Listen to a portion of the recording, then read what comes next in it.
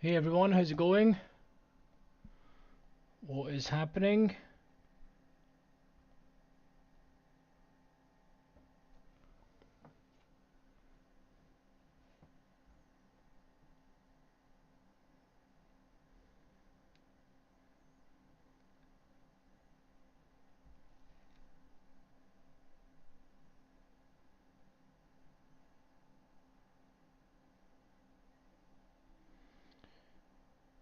Adrian, how's it going, buddy boy?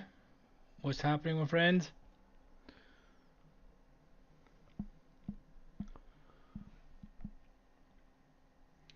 Okay, so we were just having a look at.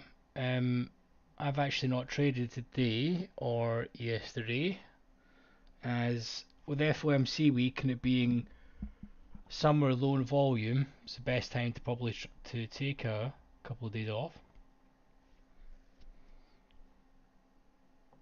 How's everyone's session been? I thought we'd jump on and see how everyone is doing. I suspect today we're probably going to end relatively flat. Trader boy, how's it going?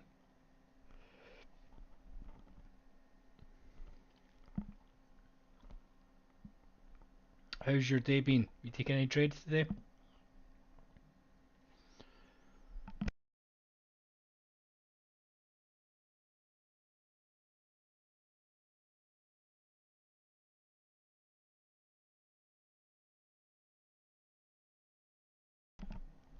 Dean, how's it going? What's happening, dude? What's happening? I got a nice coffee before starting. String, keep us going.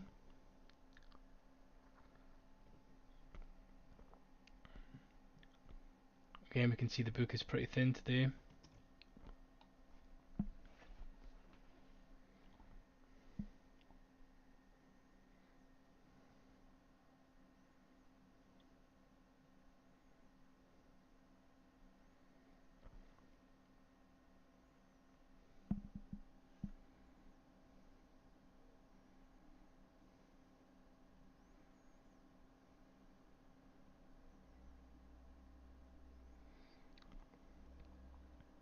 Yeah, exactly. Trader boy, not been the easiest session to be honest. The initial balance was set, just a complete dump, which seems to happen, right? Especially when it's extremely net long for the overnight from here.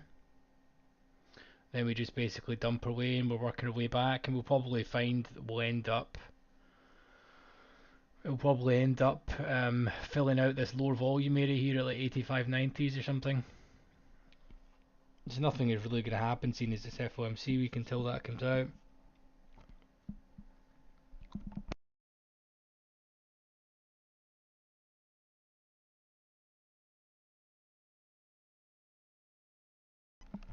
Dean, what trades did you take?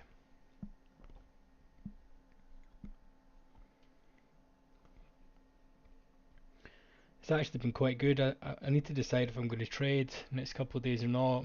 Um, I would say I've traded for months without a break, so it's nice to get a week off in terms of actually executing.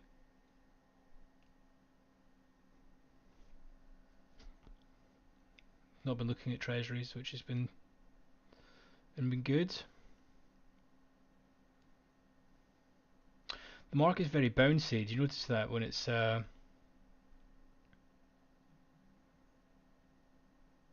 this thin? You can see how it's quite bouncy around. The volume is really slow here.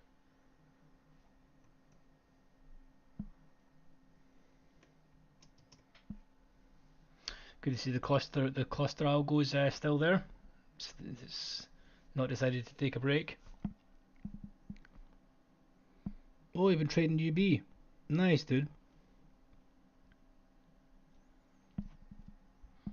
I'd imagine the range is going to be pretty tight. I need to check. I've got a rule where if I decide I'm taking, a couple of days off, I try to not look at the main markets that I trade.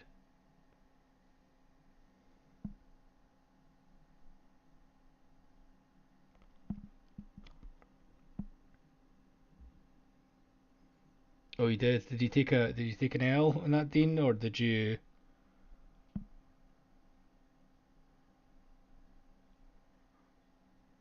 I'm actually quite surprised over the last few weeks that we had a kind of sell off for last um yeah, I want to say like 7 days, maybe 10 days, but then we kind of recovered all of that on Friday. Friday was a really good way to end the week actually. The order flow was so easy. Um, we had quite a slew of data that came out on Friday, and just the whole Treasury's market was just lifting the offer. It was really straightforward. Cracked the highs. Everyone went to the previous day high as well. So Friday was a great session. I can't comment on Monday and Tuesday, but very typically they're quite balanced days. Depends what's been coming out with any sentiment that's changed. But very typically the T minus two and stuff for FOMC is the volume is shocking.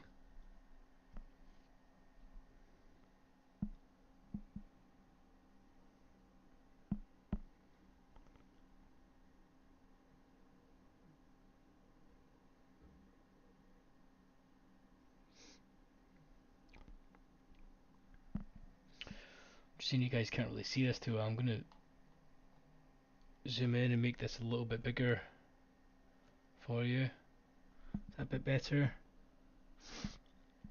Right, this little yellow is annoying me, so I'm gonna quickly change it. It's highlights.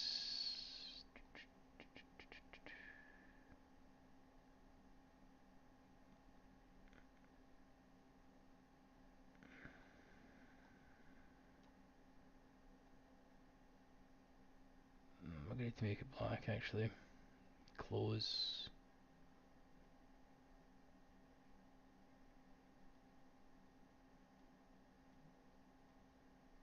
There we go. The yellow was annoying me there.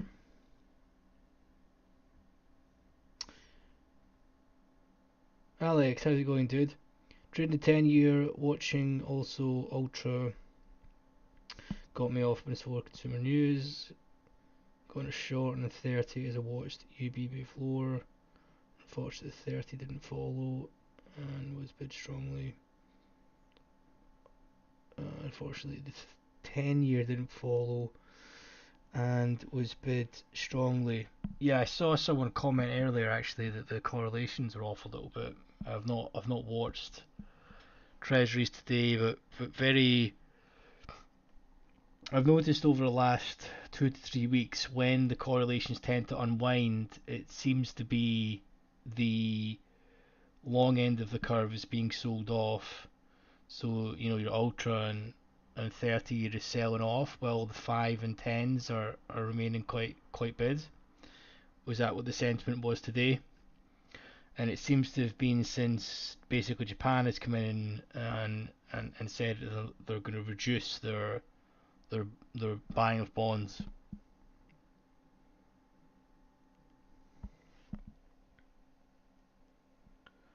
So any sort of mutter of that, essentially the long end has been selling off, but then from the last few weeks, I want to see if the sentiment carried on for that today. The 10s and 5 didn't really sell off that much. It remained quite bid, but the 30s and ultra, I won't call it dumped, but it had a bigger sell off, and then basically the 30 and the ultra came back in line towards the end of the session and corrected more on the 10s. Um, is that what happened today's session? So basically, the ultra and the 30 you thought were potentially leading, but it was just the long end of the curve selling off, and the middle and short end remained quite bid, and then the 30s and ultra came back in line, pretty much.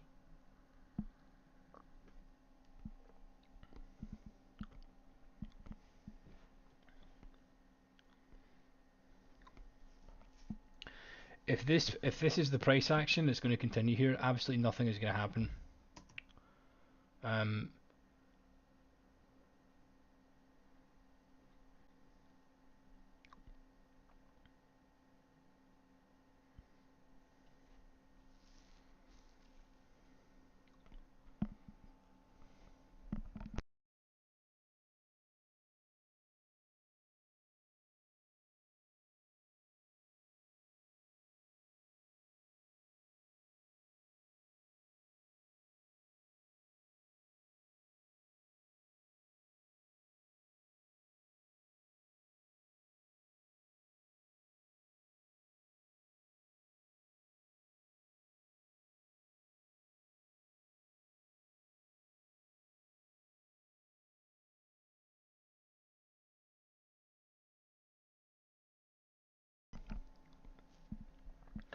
right, Alex. I think the last couple of weeks that's happened. It's happened more on like a I want to say like 10, 15 minutes or something.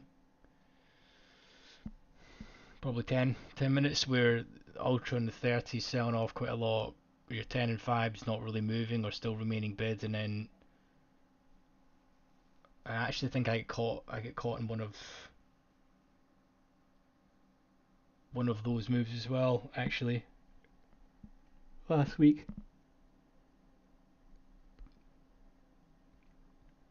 Yeah, I would say you really need to pay attention to the yields, of course, if you're not doing so, and continuously check the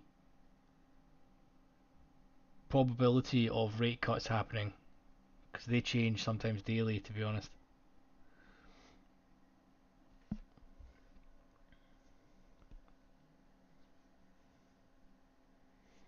I think it's always good to check the court reports because the Treasury markets are a little bit more honest with that than the always pay attention to the speculator side, not the commercial. Commercial is just the banks hedging off their exposure, they don't really care.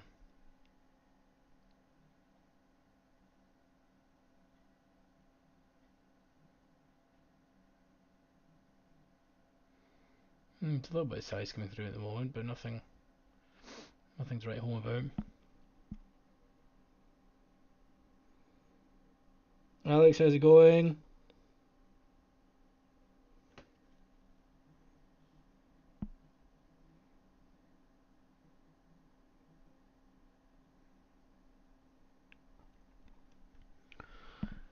Yeah, 100%.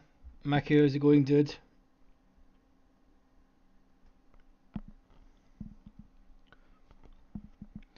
Yeah, it's always a bit, ropey when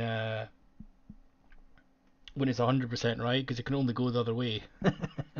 So any sort of news that's going to not cause a cut, in essence, bonds are gonna drop for it. Good, buddy. Alex, how's it going? You still kicking ass on NQ? What's happening?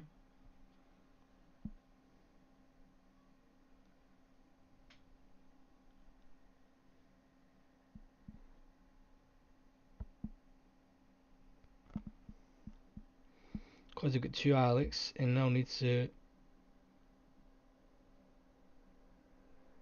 call Alex by his full name.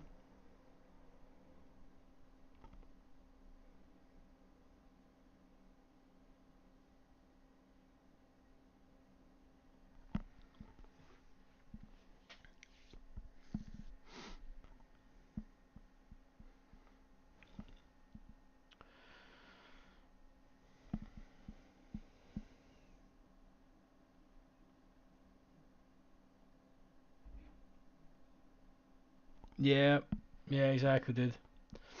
Yeah, I can see right now just by looking at the tape. I mean, this is just not it. I mean, we've got a continual grind here of Delta, but there just looks to be no offer. Um, there's not really a huge surge of Delta coming in.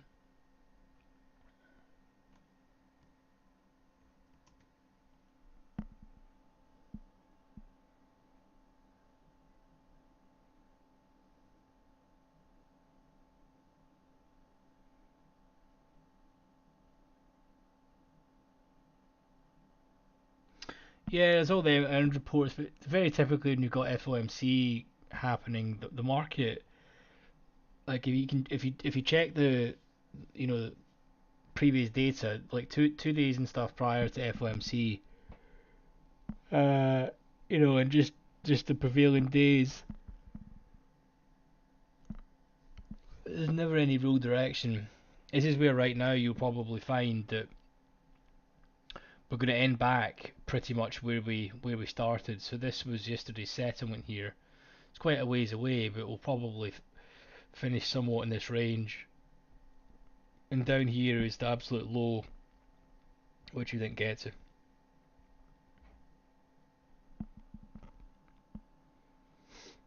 Yeah, this is extremely typical. Worst months of the year for volume. Coming into August is just shocking.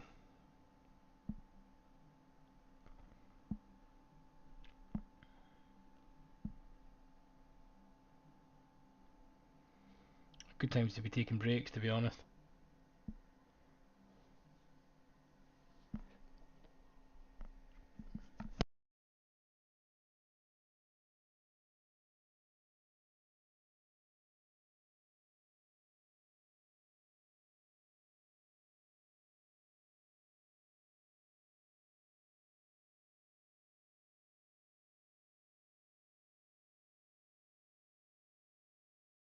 Well, the thing is, mate. Once you get really good at one, it doesn't really make it. Like once you find your style, you get your style. Just because I trade treasuries and some people trade ES and you like NQ, it doesn't. Everyone has got their own. If you're good at it and that's what you trade and you enjoy it and you make money doing it, then happy days. Because I can tell you, man, going from trading NQ to trading treasuries or NQ to ES, it's a completely different market. Completely different. You know, markets are like women. They're all pretty crazy in their own way.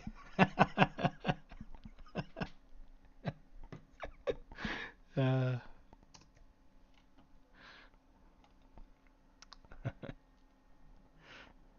that's it. Mr. OrderFlow cancelled.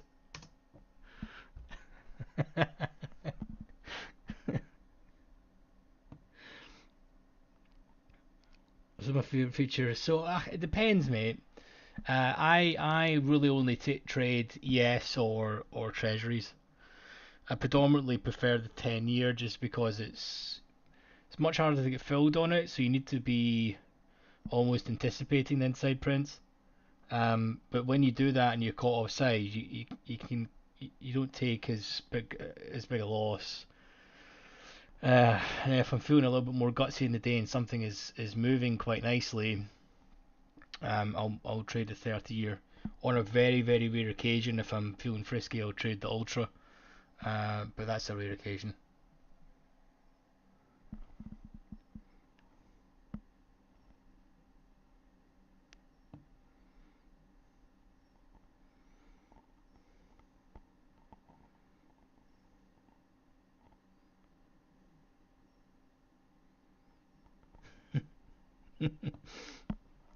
Yeah, I can't. I don't know how you can do that, mate. Now you can watch so many markets. First off, you would need about 6 screens, to be honest. Um, and I think you would need to trade.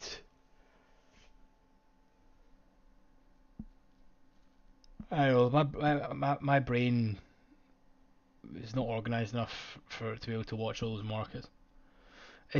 I suppose if you've got quite a mechanical system, then by all means. But like I'm saying, I've traded. I've traded at least tried. I've not tried your any um any of the grains or anything, but I've tried oil, gold.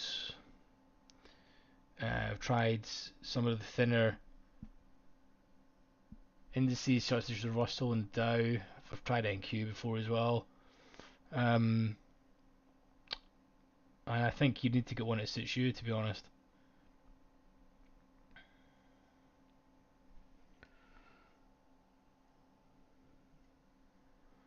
I'm quite a fan of actually really knowing the product that you trade, um, rather than just waiting for a sort of mechanical setup. Everyone, there's not any right way to do it. That's the thing.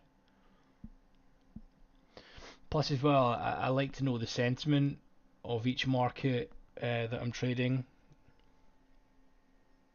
What is happening overall with the news catalysts. I note down fundamentals. I'm not saying I'm some sort of fundamental god, but I like to note, what happens with a strong consumer sentiment or Michigan sentiment that comes out. These types of things. How is the market going to take it? Because I'm a fan of, like, say for example it's say like today's Tuesday, right? Not really anything major on the calendar to change the session, um, and the market is dumping off. Now you know that most likely Monday and Tuesday is going to end in some form of balance. You don't really want to pick the lows or take the falling knife, so you need to wait until the market shows you something that is likely going to change the sentiment or at least continue on. Um, because not only if you're looking to change the direction of the market, you need the majority of the world to also feel that way, or at least some of the larger players as well.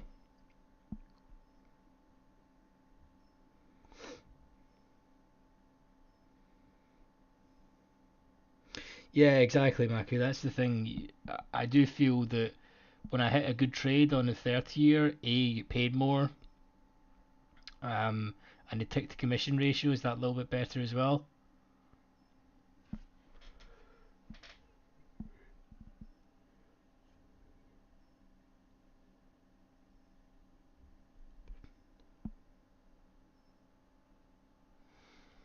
Yeah, exactly. The Mag 7 is pretty much what makes the whole shebang move, to be honest.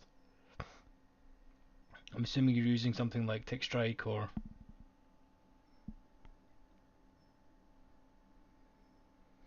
yeah, I don't know how he manages that either, but you can't. It's not possible to watch that many markets and know exactly what's happening. You must just have like a specific mechanical setup, to watch that.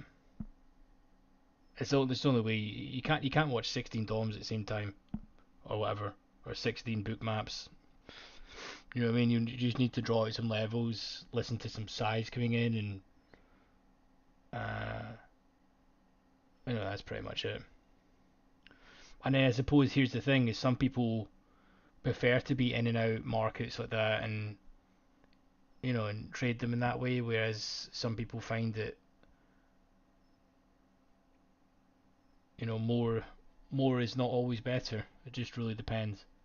But some people have the view where the more markets I watch, the more opportunity I can have. But you need to then be really active. You know.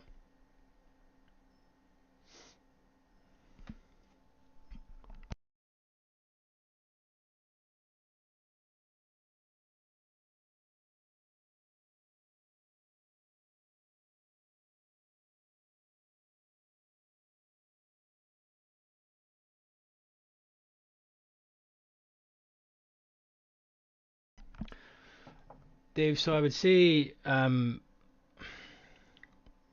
options are meant to be used there as a hedging vehicle, mainly for the larger firms. To be honest, um, they have the facility if they take on too much risk because they have to because they're obligated to fill that size and their book is exposed, they can instantly hedge it on options. I don't believe that everything comes into parity, right? So you have the actual underlying markets, Nasdaq and the S&P, of course. Then you have the futures markets and the option markets that are mostly, hedging vehicles and vehicles to essentially hedge volatility. Um, and then you have the actual underlying equities in it as well. So very typically, if huge amount of size comes into Tesla and Nvidia at the same time, and lifts into the offer and I just say skips like 15 ticks. Futures, futures and options are going to reprice instantly for that. So it's all linked. And then you've got some dollar correlation in there that tends to work in a more inverse manner.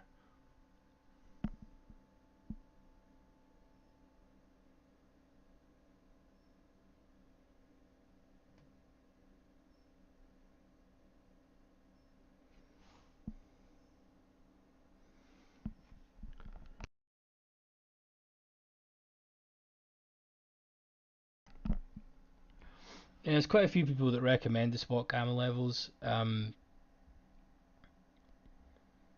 people swear by them, some people not so much.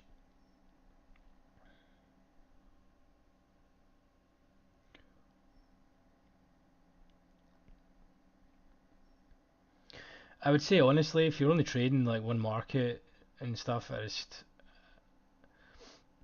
you know, it depends what the cost of these things are, but they're never cheap.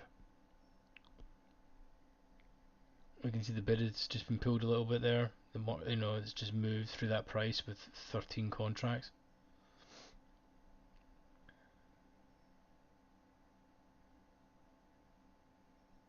This market is moving like Globex at the moment. Do you notice that?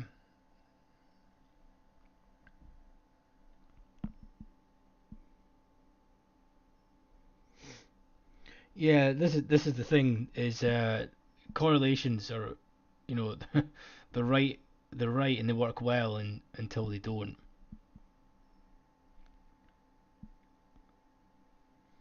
There's a correlation between the dollar and treasuries as well. The age-old saying is meant to be when treasuries and ES, for example, are inverse to each other. But I tend to find, anytime I've ever implemented that, it doesn't really work. I think if you're to keep it simple, I mean the dollar is a good one, I suppose. But I think to keep it simple, if you're trading indices, maybe watch the underlying equities.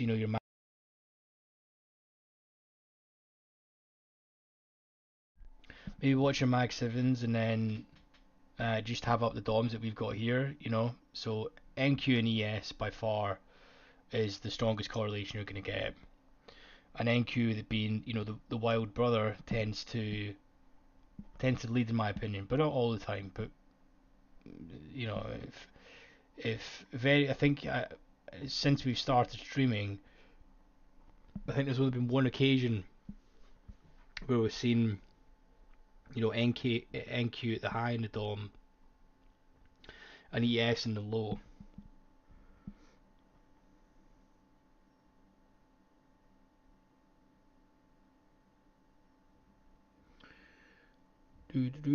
Alec, yeah. So I've tried them out in the past, to be honest.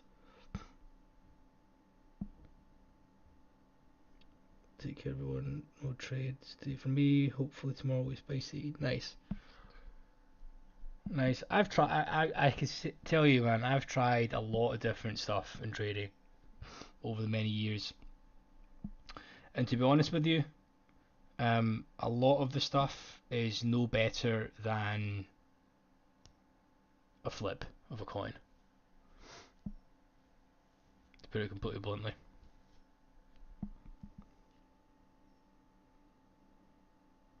OrderFlow is your best bet.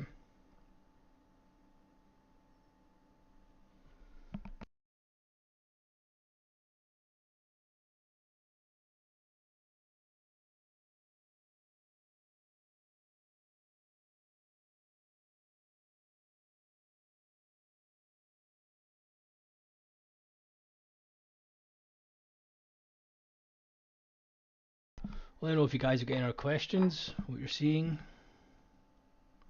It's good that you guys have not taken any trades today, like your style.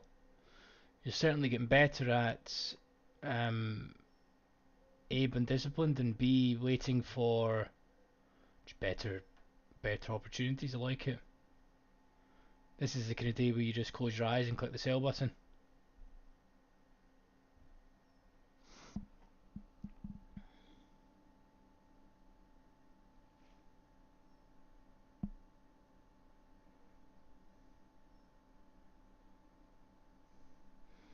Yeah, exactly, exactly. And that's been gone for years, to be honest. Okay, it's gone for years. The dollar is kind of there, to be honest. Um, but I think you're just mainly, if you're trading indices, have up the indices and maybe the Mag Sevens. If you're trading treasuries, have up the each part of the curve, and then have up the short, middle, and long end on treasuries. There's one I never really watch is the Ultra 10 year. It's just not something I ever watch.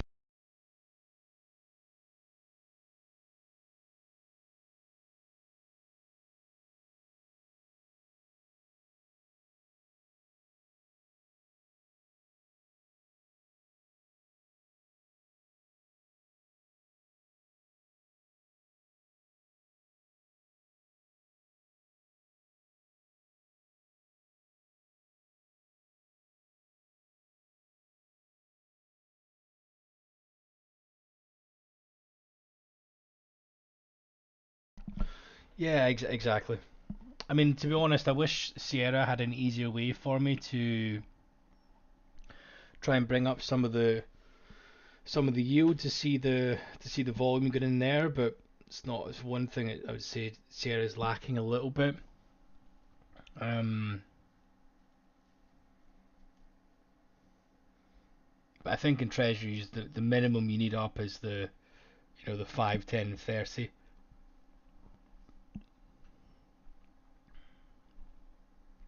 Throw in the ultra for some good measure.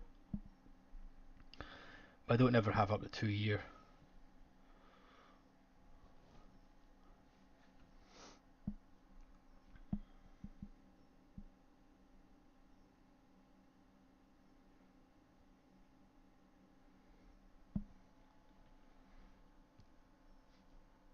It's quite a nice way actually to look at the curve. Let me just bring this up. If I go into trading view here,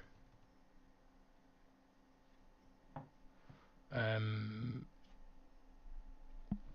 this is one of the cool parts. If I go into this here and let me switch this to a line and then add these in, and then yeah, so this is the daily here. So we've got the 2, 5, 10, and 30. You can see this here. Um, this is just of course inverse to futures, and we're just dumping.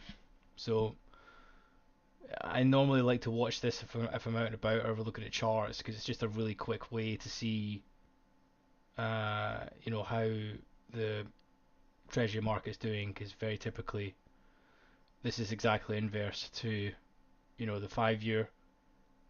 5 year here is absolutely dumping, so the 5 year has probably had a bid day. Not probably, it has.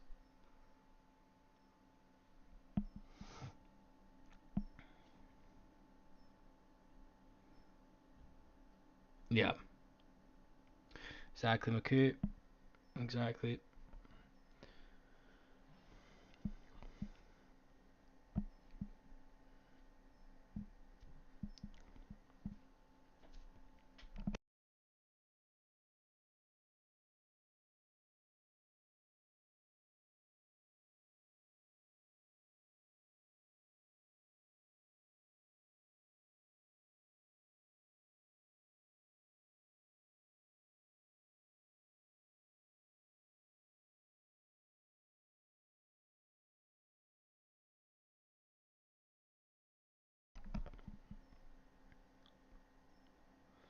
We're absolutely flat here as well on Delta at the moment. So we'll draw this out. This is basically going to be the high of the range, and we'll then put the low of the range down here. See if we can break out of it. Everything else in between, we may see some absorption up here. Pull the bids.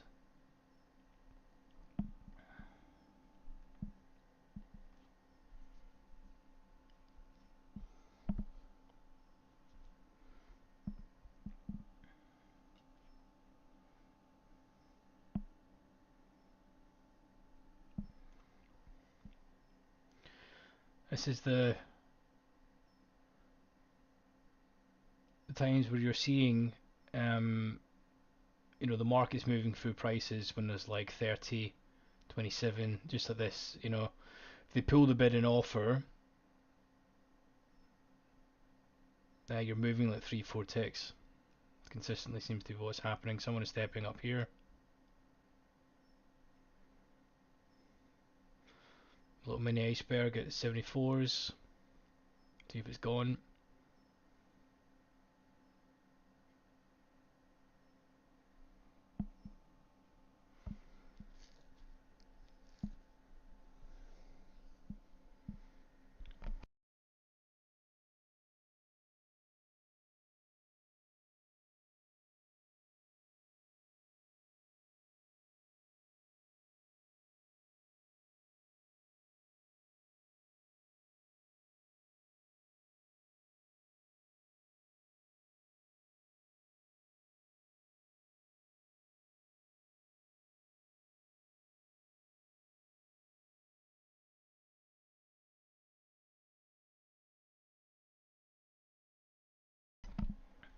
Is anyone trading this or get any speculative positions on at the minute? I mean, I can't really see how there's too much going on right now, but let's see if anyone's got any positions.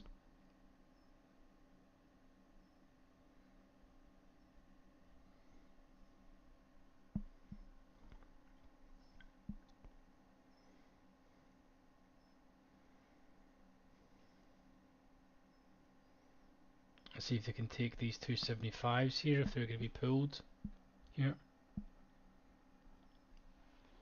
Wow, look at that spoof there. That is crazy. You see that?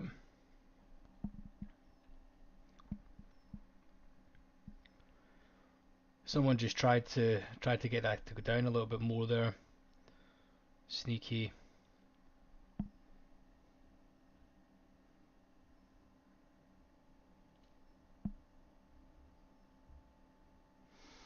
Nice, trader boy. Yeah, it's way too slow, isn't it? There's just absolutely no volume here.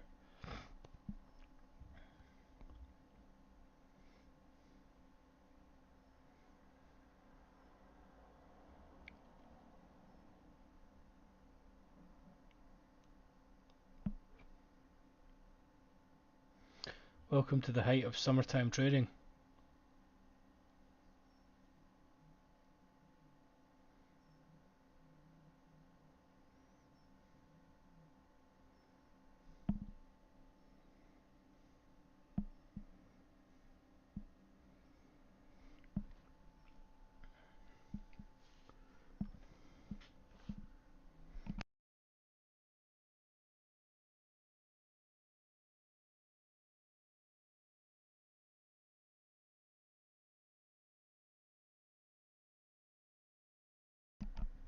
So we have spent the last 20 minutes in this range.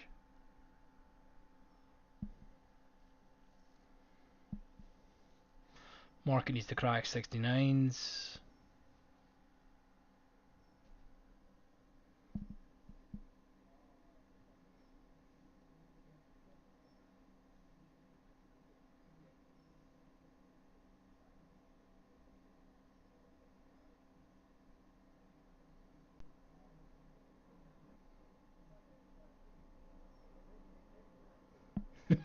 Yeah, me too, trader boy. Me too. Certainly have not missed very much, to be honest. It's a good decision to take a couple of days off. I mean, I think the only people that are ultimately trading at this time and still trying to say there's an edge is, if you've had a bad day, you know. If you did catch any of this sell off, there's no danger you could be trading in this. I mean, it's going on 25 minutes in the same range now.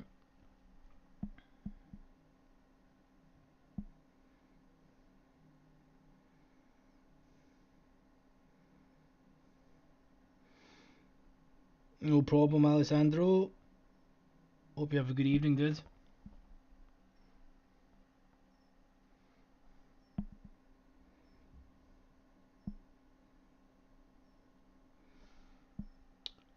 The 500 at 76. Oh, nice spot, Avi boy.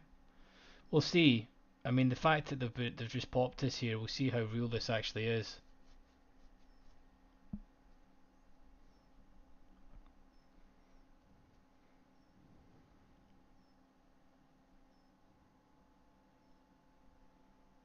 Attempting to break. See if they can hold below this. It's a little bit of negative delta coming in, but nothing crazy. Keep an eye on that 500 that Avi spotted.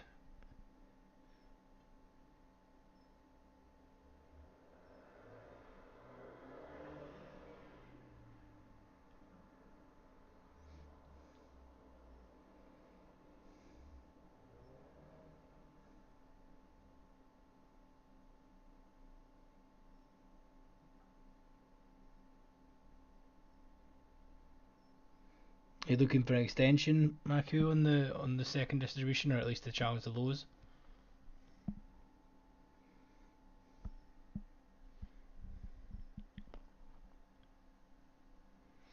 Thank you can go down here a little bit more. Look how sensitive it is, but thank you can drop a little bit here. We should see this go down a little.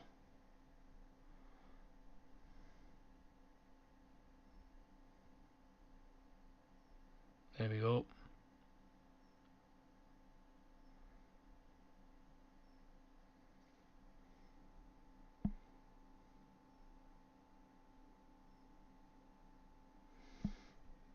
Yeah, I don't think that's gonna stay there, to be honest.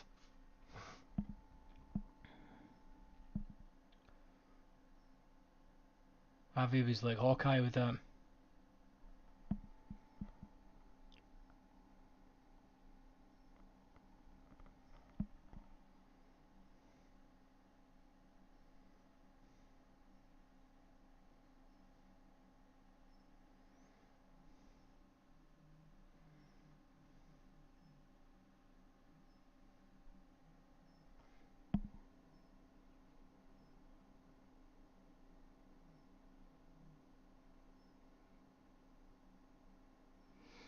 To fill in the double distribution, okay.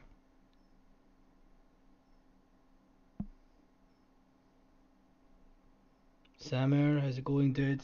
Yeah, it looks like we're going down at the moment, but there's not really any real selling coming in. If they do press into the bid here, we can go down. I mean, everything is slightly ticking down here, but with how little volume is, they just pull the offer and then we're right back above 69s. So it's hard to get any continuation when the market's like this.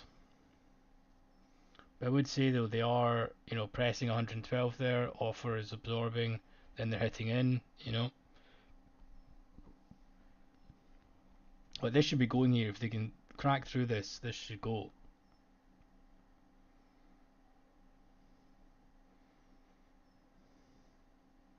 Yeah, there we go.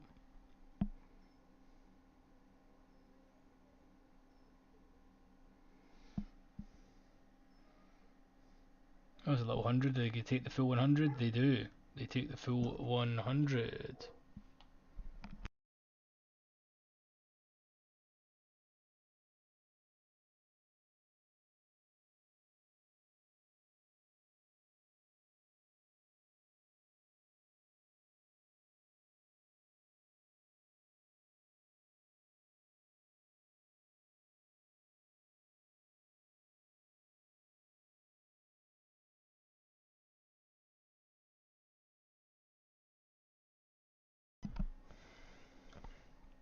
Are we going to do another classic rotation?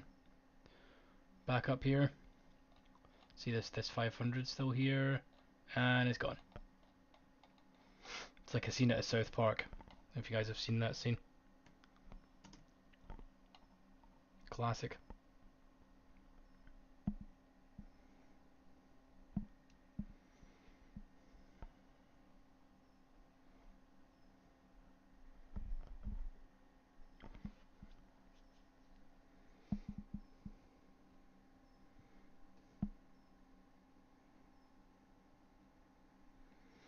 Good dude, I'm glad you're having a good day. You taking any trades?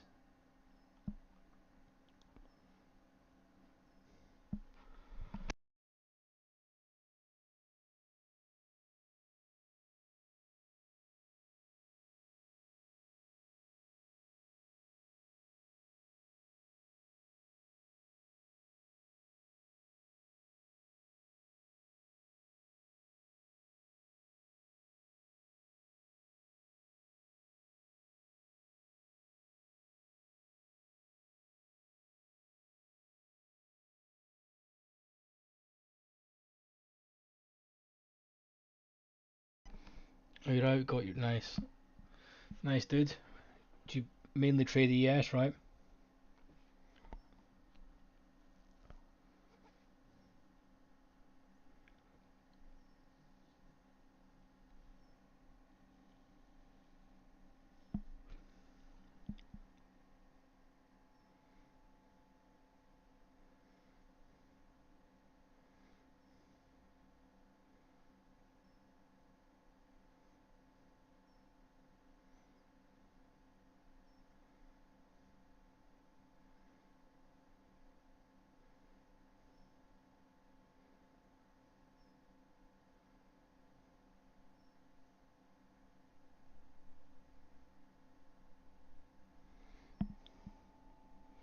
Nico, how's it going? You like NQ more? Balls of steel? Like your style?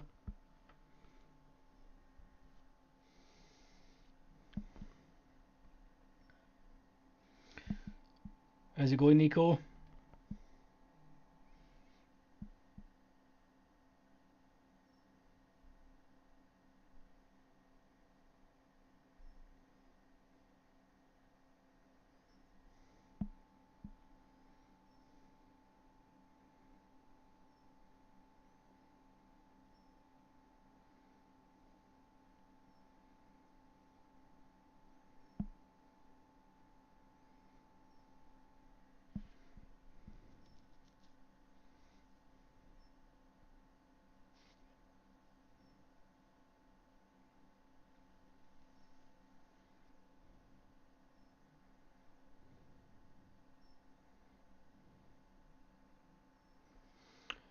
Just pulled the offer there.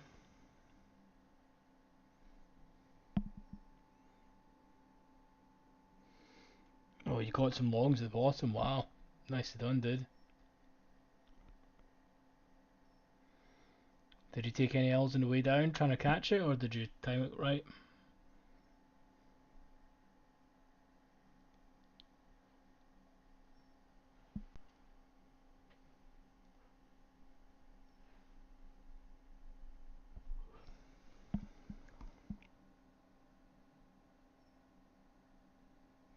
If you guys can hit the like button for me, be much appreciated.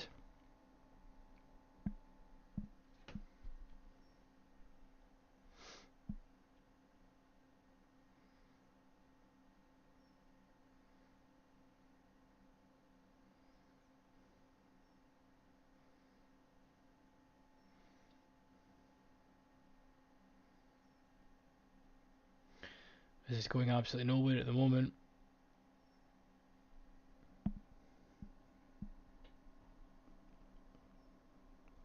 Anderson, how's it going? How's it going, my friend? Sweden checking in. Nice of you to join us, my friend.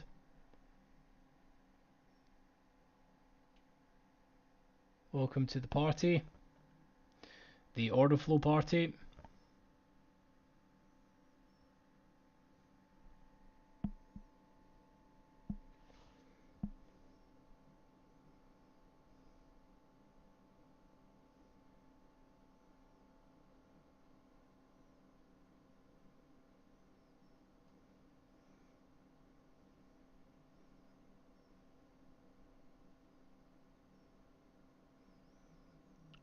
Oh, really, Daniel?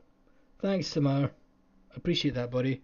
It takes, I don't know, YouTube's a fickle thing. The trouble is, you're going to have to start shilling prop firms and all that stuff in order to, I think in order to sort of get fame in this. If you watch every larger sort of, we'll call it YouTube person in this market, they all bang out prop firms and stuff like that.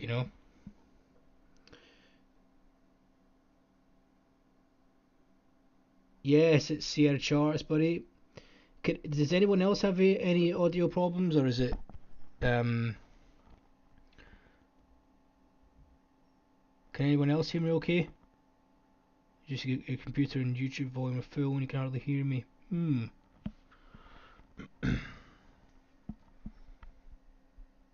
I've not adjusted anything. The stuff's on full my end, dude.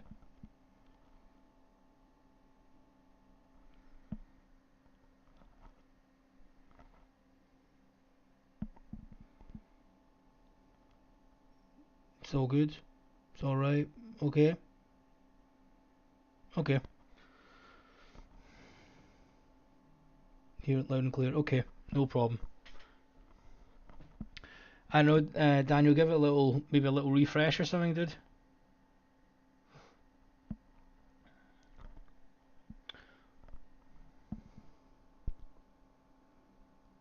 Sounds good. Odd. Yeah. Pretty odd. Have you got headphones in or anything? Uh, that's weird.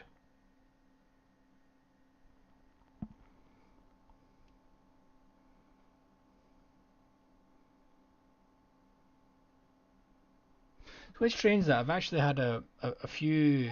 I've had one chap that come into the videos, and he'd said that he couldn't hear the audio, but when I had it up myself, I could hear myself absolutely fine in some of the videos. So it's kind of strange. But yeah, Anderson, it's Sierra Charts, dude. Um, if you want to get what you're seeing on the stream, you need to join Sierra Charts. I've got no affiliation to Sierra, so you can go and download. It's a free trial. Sierra's extremely old. Well, that's not true. They're how do we call it? They've got literally zero marketing. So when you go and download the platform and you get like a week free and stuff, they are that how do I say this? We'll call it back to front or old fashioned. That it's not like you have to put your credit card details in so they can rebill you. There is no automatic rebilling feature in Sierra. So to put it into perspective, every month you have to go and top up manually to continue the subscription. So yeah, it's a good platform. It's extremely reliable. Um, Probably one of the best ones there.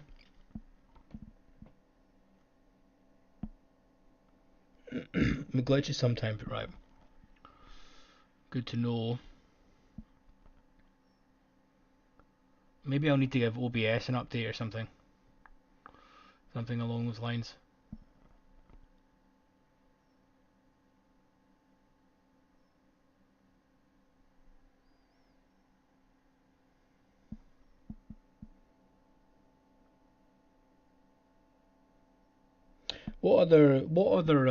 This is actually a question. What other content do you guys watch on YouTube? Do you have, you know, um, who else do you watch? I see, obviously, being involved with the YouTube channel, I get put tons of, trading content. The same as you guys. If you're watching my streams, and as soon as you go to your homepage, YouTube just pumps, trading content in front of you, right?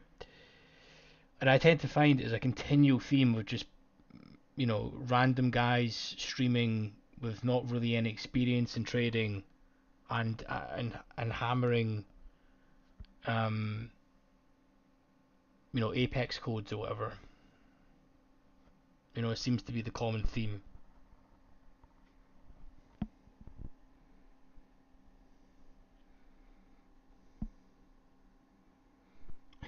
Yeah, Mackie, that's to say the least. I probably should have said that, Anderson, that you're gonna have to. Sierra is not a plug and play platform. Everything you see on screen right now may look quite nice, but I've lost years of my life basically building it.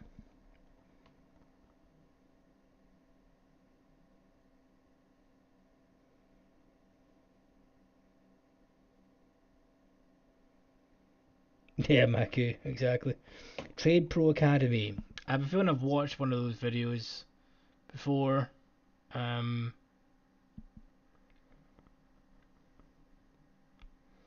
but as I say, I don't really, if I'm honest with you, I don't really watch strategy videos or anything anymore. I stopped doing that years ago.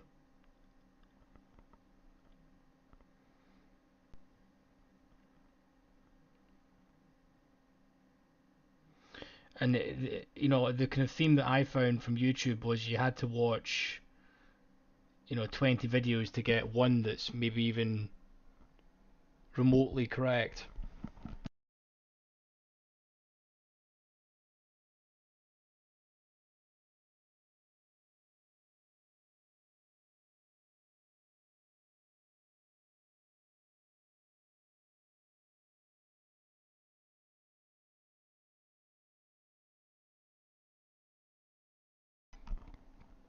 JP, I've watched that guy once upon a time. Yep, he's a good guy.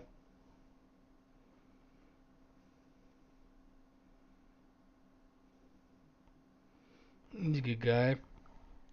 Watched him a few times. I don't know why. YouTube obviously doesn't like it because they never recommend the content. But yeah, he's a nice chap. You watch some action stuff, yeah.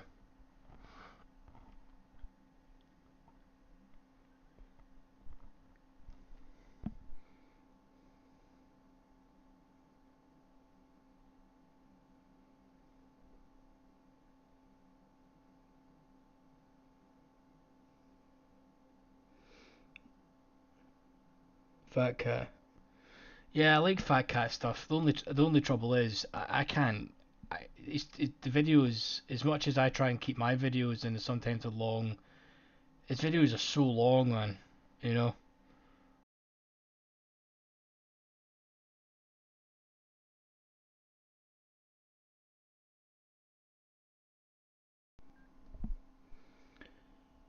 Yeah, I think Fat Cat stuff is quite fun.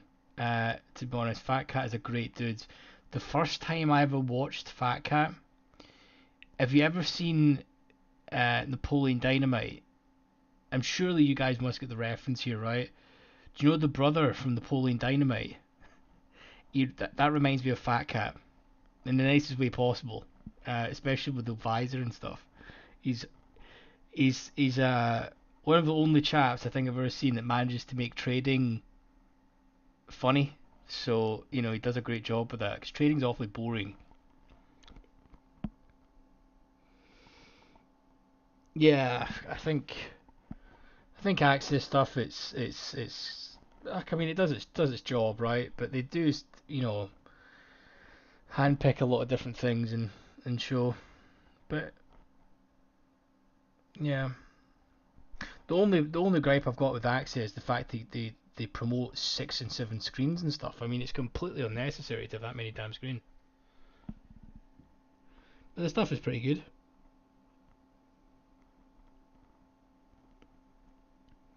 Yeah, Sam, I should do that, dude. I should do that. The trouble is, like, I tend to trade those hours, and it's far too difficult. It's too hard to stream and to chat and trade, you know. And as well, I trade treasuries, and treasuries are pretty boring, you know. So I need to come up with a plan of attack, or what I'll need to think of ways to try and um I think I'm going to put some of the recorded sessions up and maybe slice them and dice them or something.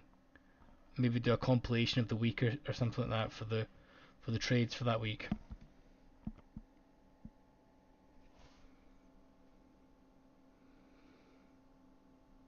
Nice, Maku. I listened to them both. Yeah, John Gray is a good guy.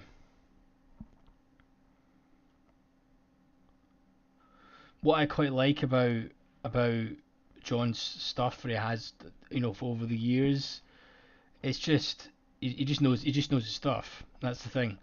He doesn't need to put out flashy content. He just knows his stuff. That's the way it should be. But you see, that's the thing with trading. My view on this channel was to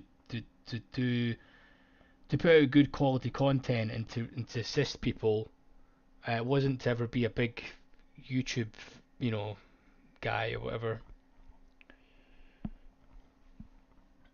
Because the only way that this is ever going to become a thing to to scale into the heavens is first off I need to get an editor. I need to learn how to edit stuff. Um, and editing is really hard.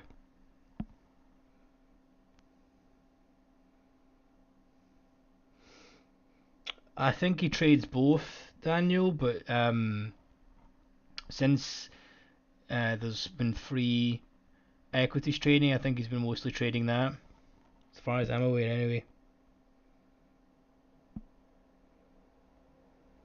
Yeah, that's exactly it.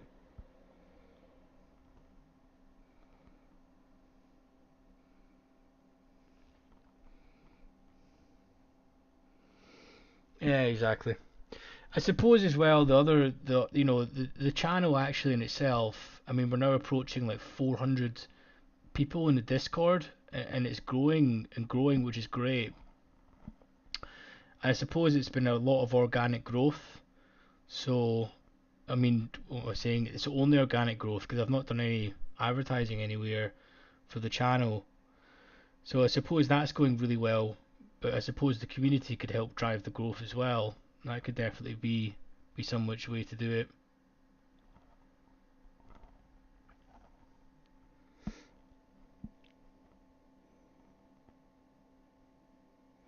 Yeah, I'm trying to think of who else. There's a couple of new OrderFlow guys. Uh, Kami's a really nice guy too. Like Kami's made a switch to OrderFlow, and I think he's made a much bigger difference in his trading and mindset towards trading actually since moving away from the ICT stuff, which everyone sees the light eventually, which is good.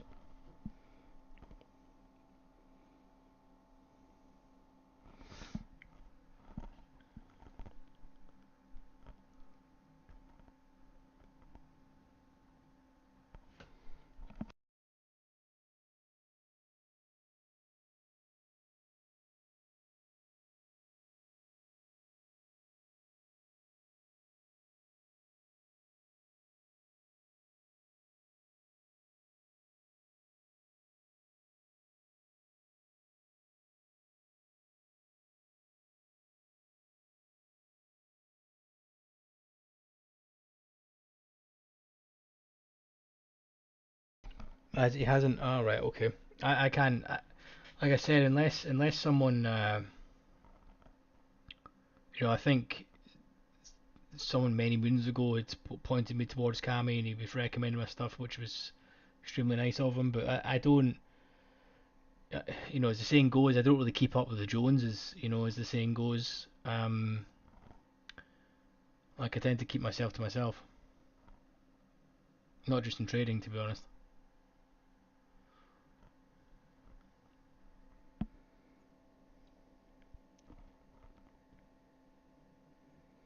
Very typically, when you tend to get in your trading groove after time, a lot of people tend to transition to fixed income.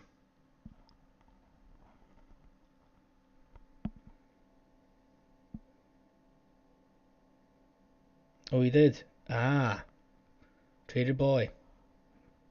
Thank you. I take it. Is that where you?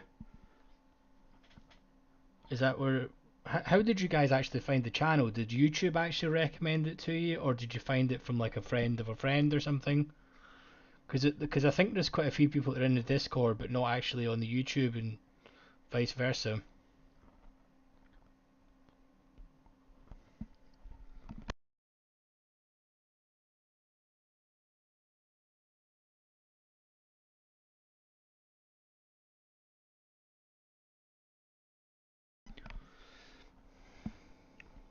Oh, so YouTube doing its thing.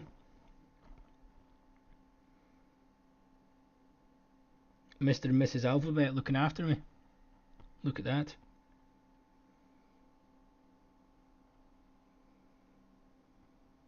Thanks, Trader Boy.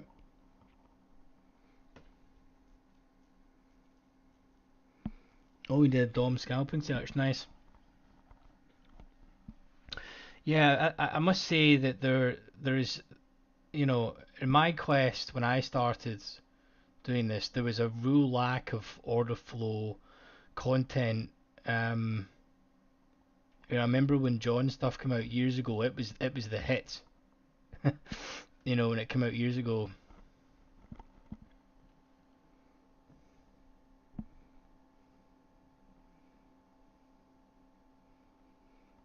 Okay, oh nice. Nice. So that was it. I mean, the two main, when that was probably, it's actually quite interesting that you guys both, everyone found that way, because the two main premises of the channel was order flow and trying to basically help people with Sierra charts. Because Sierra is it's a really difficult platform. It's an extremely rewarding platform, and as weird as this sounds, I find it quite almost therapeutic. With how challenging it is, I don't know why I like that, but it's quite strange because you get to really understand the products, I think.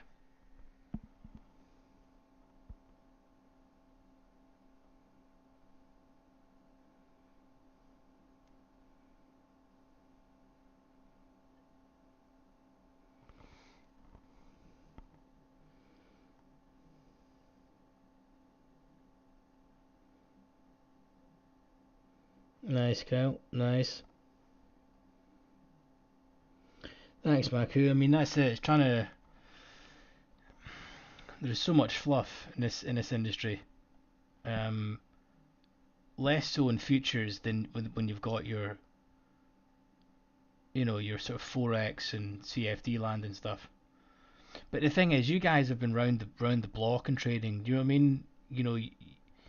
Anyone that's looking for order flow is typically, been well. If you found order flow now and you're new to trading, then happy days, because your learning curve is going to be shortened, right? But very typically, people that go towards order flow, um, normally have tried a lot of different things and have been in the market for a number of years. That's just very typical how it works, because it's an extra level of thinking. Let's see if we can break POC here. Down to 61s? Probably not.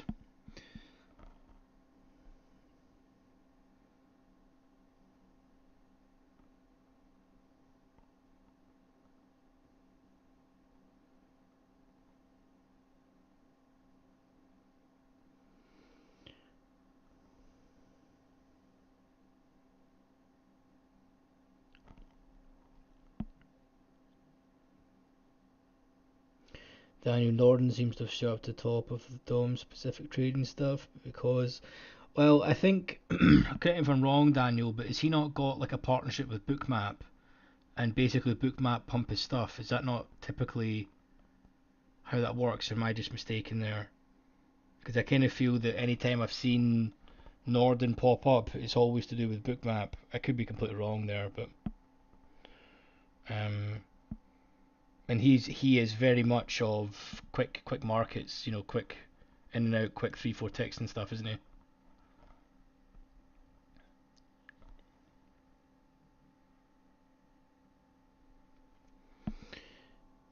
Anderson, do I have one setup to start with when it comes to order flow? Good question, dude. Um,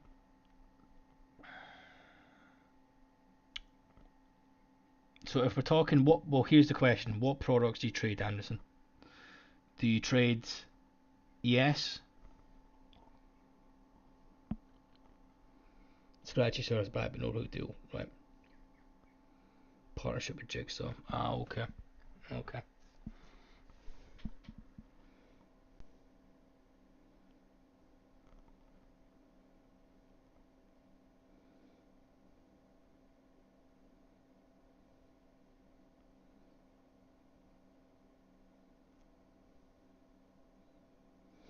Yeah, exactly, McHugh. I think a lot of the people that transitioned from the floor to screens probably struggled, and the people that didn't understand that the floor is a thing and just how that transitions to screens, you know, both have their own problems, because people now who start trading, and you're only used to screen based, you actually forget what the market was like, and you forget that the market is moved by people. Regardless of algorithms there, they still need to be built and executed by people.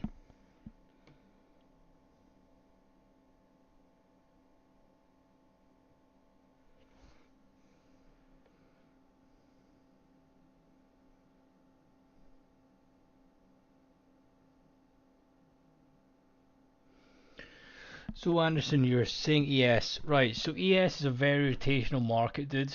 I was an ES, specialist for years.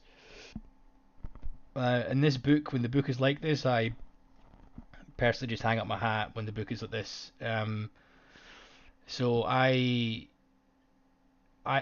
much more with the ES. I'm more of a mean reversion trader of the ES. Um, and I don't have a specific setup where when it how do I explain this? So I don't look for any specific signal. It's not mechanical. It's much more discretionary, and it depends on the day type. I would say first things first to keep yourself honest. Use your initial balance high and initial balance low as your sort of playing field, and then look for your key inflection points such as previous day low, previous day high, previous week low, previous week high, and then be looking to fade back into value from there. You also need to think of some auction market theory tips in there, things like value area highs, value area lows. We opening in that day's value area or are we not? You know, all these sort of different things, and then you're looking to determine are we likely to have a balanced day on the profile or volume profile, or are we in for a price discovery day? So the one thing that sadly I feel that everyone that does this, uh, especially from my end, people when they're new to trading, um, sadly it's never a X, Y, and Z happens then buy, or Z, Y, X happens and then you sell. You know, I wish it was, because if it was, I wouldn't be looking at the screens. I would be, paying a development team and developing what I see and the logic behind it to execute. But sadly, it just comes with experience, and you almost get like an intuition within the market, because when you watch these DOMs and you watch them for thousands of hours, right? You just get a feeling for how the market goes, and that's the thing. It's hard. This is where journaling is so important, because what I'm saying to you and everyone in here is, and how I trade is not going to be how you guys can trade. What I want to go over is the sort of the concepts, the mindset, and really what it takes, to be profitable with order flow. Because order flow is the way it moves the market, right? It is the market. What you're seeing in this depth of market and ladder here is an auction. It's the most basic form of the market. Um, so once you get proficient at this, you can actually get to see when the large players and the big boys are actively stepping in.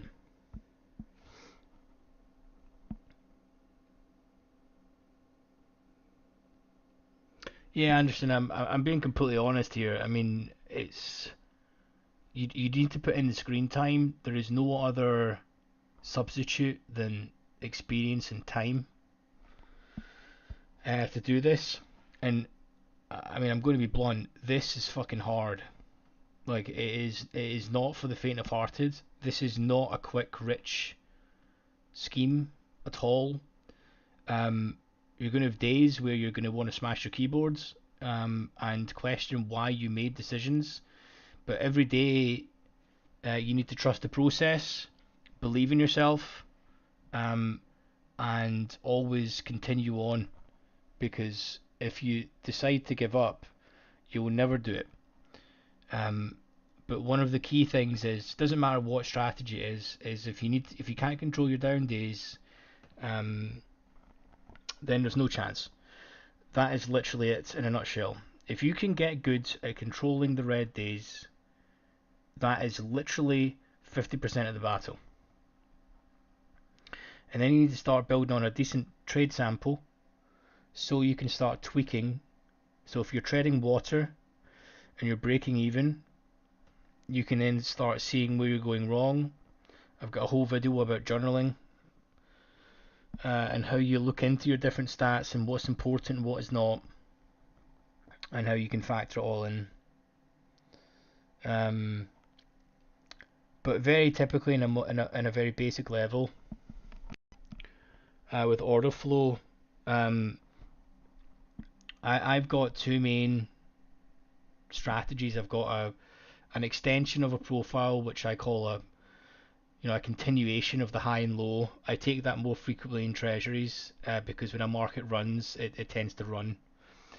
And then I have a fade back into value, which is normally my bread and butter in ES. I sometimes take it on treasuries as well, but mostly for ES I would be fading, back into value for that session. And the order flow needs to be, regarding delta, where is delta at? Is the market being controlled by market orders, or is it being controlled by passive orders? How is the delta and tape for that day? And then ultimately, when it comes to my key level that I'm looking to do business, does the order flow support my theory for me looking to fade back into value? And that's pretty much it.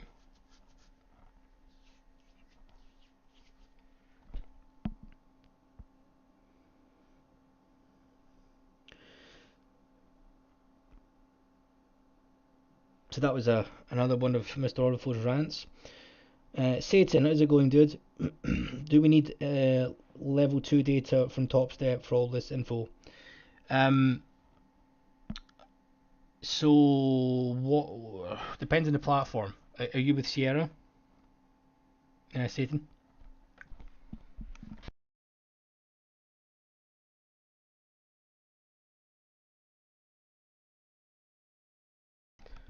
Trading Places, great movie, great movie.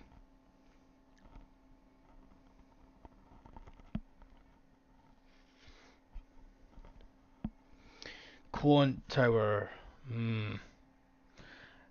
I can't even tell you what Quant Tower's DOM's like, mate. So this is Sierra charts. You need full level 2. You can get level 2 from your prop account. You need to then see if you can connect that into Quant Tower.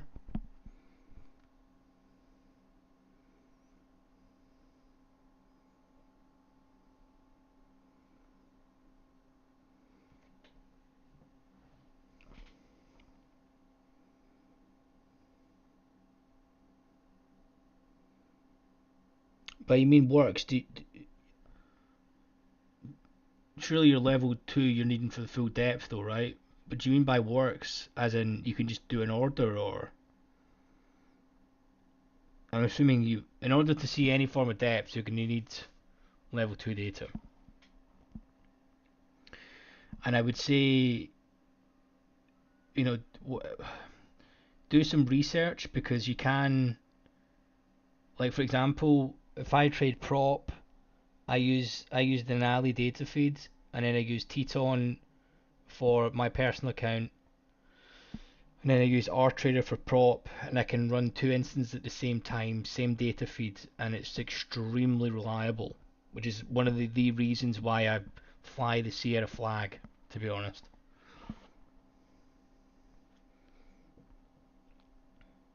Oh wow, so you can't even, okay, interesting. Right, so you actually need level 2 for them even to. Wow. Okay.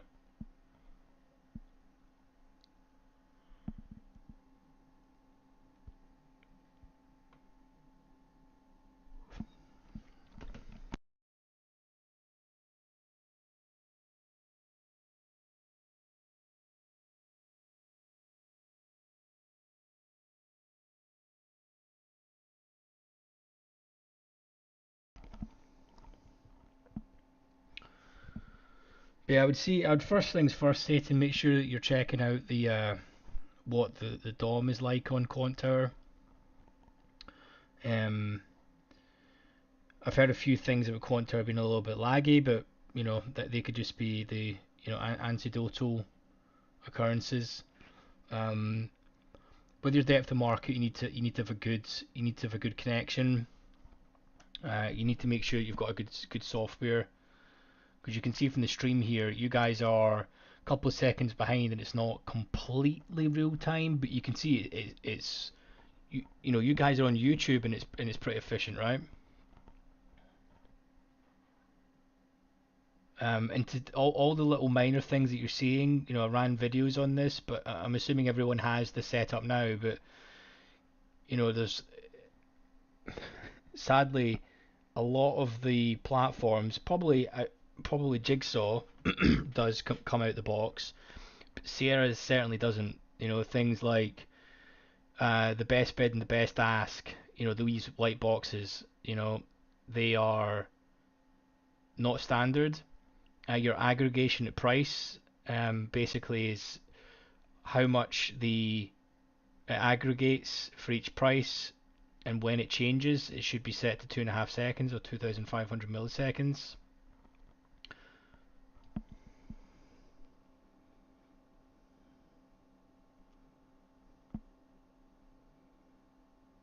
15 seconds. Wow.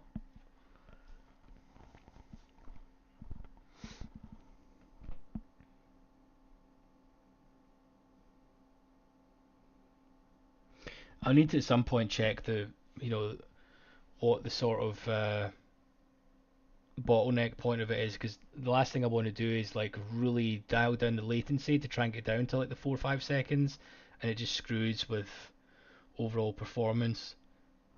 Because streaming plus running these charts, um, because I've got all the like the full Sierra. I've switched it from a while back to get a performance boost where it basically uses my GPU, which is just it's extremely efficient. To be honest, because you can see everything, it's really really good. But to do that plus stream at a high quality with low latency, it can kind of put a lot of strain on the specs. So I need to try and optimize that, to be honest. Best you got was 7. Oh, okay. So say that now, I can't really give you any advice on Quantor, dude. Um, One thing I know about Quantor is it's a real white labeled platform.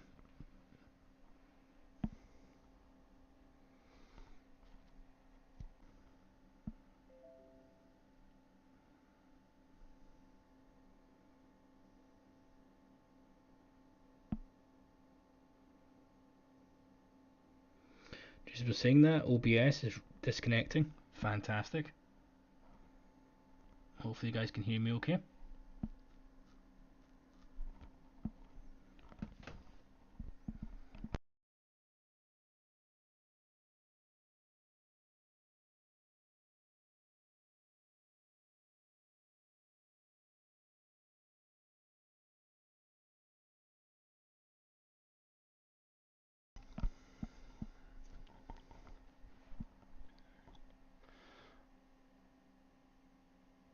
Okay, so we have approximately 20 minutes till the volume comes in.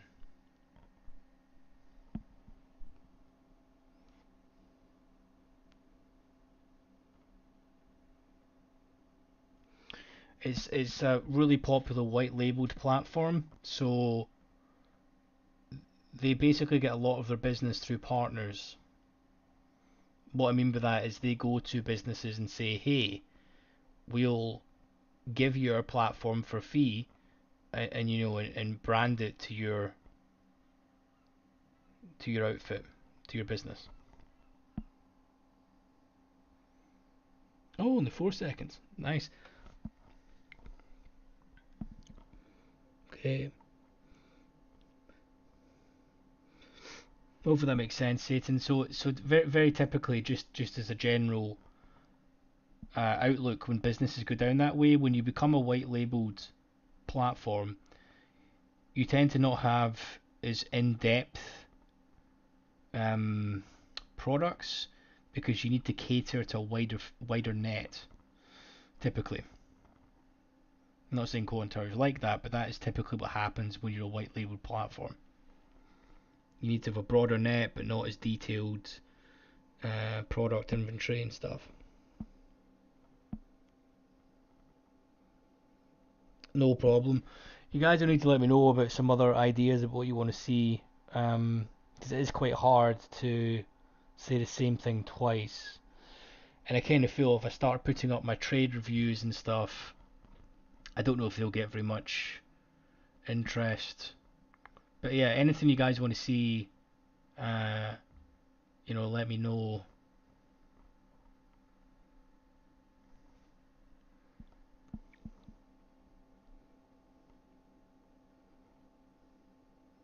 It is right, yeah. I was thinking so.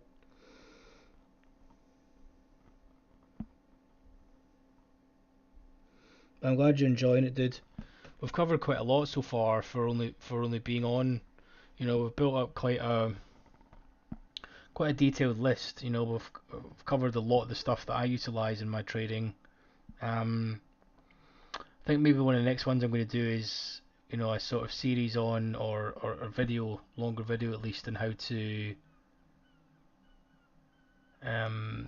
build a statistical edge that can help for your trading and some of the tools that I use. Also, as well, maybe try and share some of the data with people that I've built up for years. Sadly, there is much better platforms nowadays, so you can actually figure it all out. Whereas, you know, idiot here did it all by hand. So, yeah, he watched the trade reviews. Nice.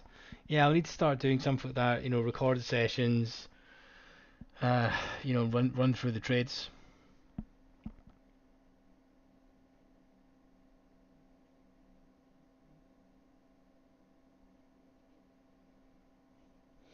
Yeah, Stevie boy. Good evening, buddy.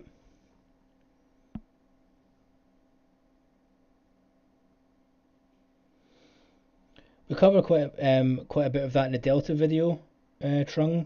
I'm not sure if you've watched that video, dude. If you go into the description of there's an order flow playlist in the description of this live stream, where there's a Delta video in there that we cover quite a lot. Um,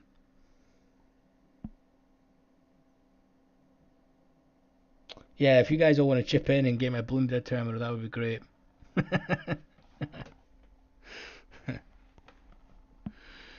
we're all sitting here with financial juice.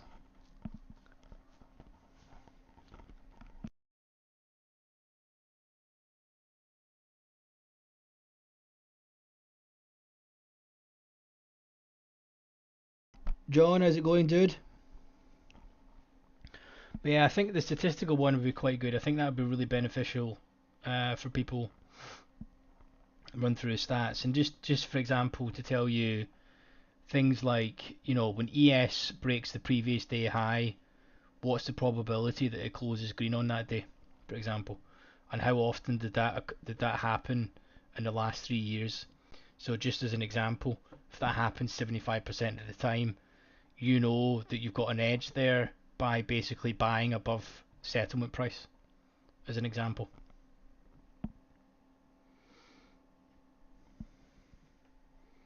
And typically on days where it will take both sides is going to be days where there's just tier one data that's coming out that essentially throws the market off, but you're taking those days into consideration as well.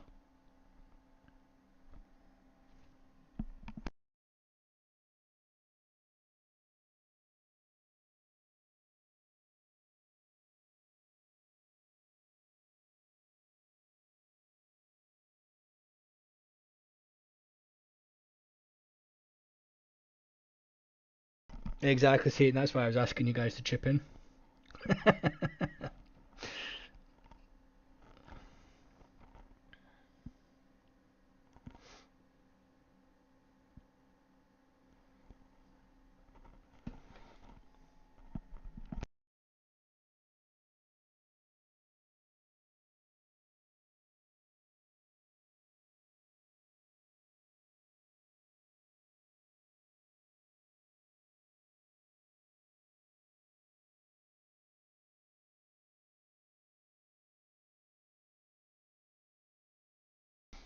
Yeah, exactly. I think it can just maybe give you that little bit extra confidence in your trades, Daniel. But I think you're mostly in and out for like 3, 4 ticks, right?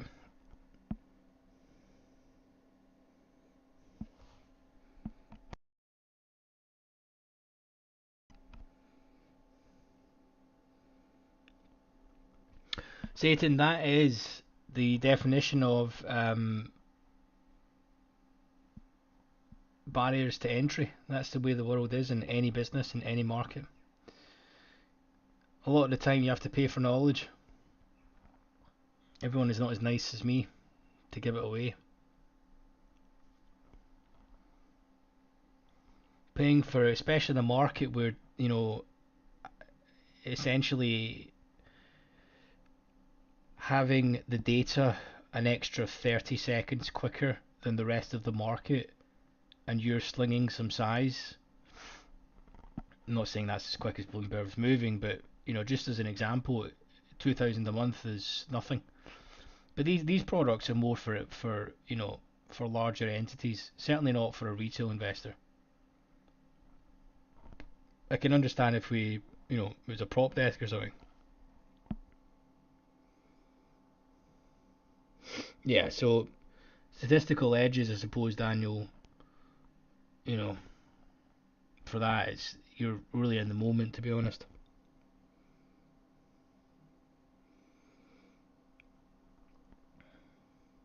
I mean, the thing is, Satan. If I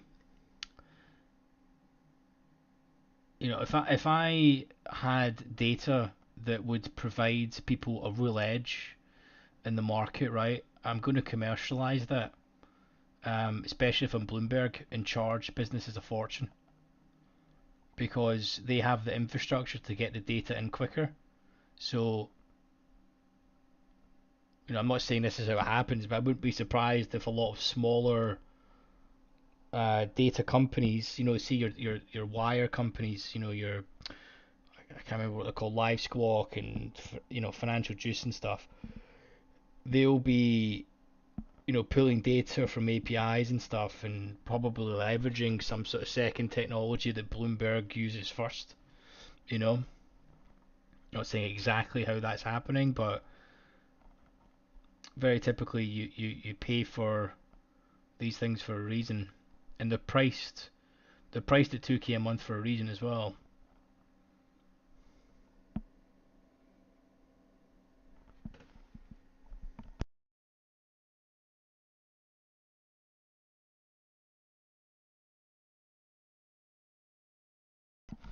If I'm actually honest with you, 2K a month is not that expensive. To be honest with you, I thought it'd be a lot more expensive than that. I thought it was like five.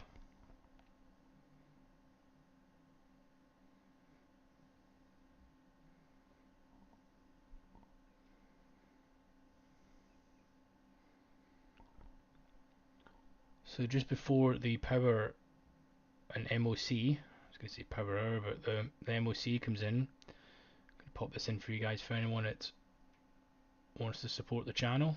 A lot of you lovely people are.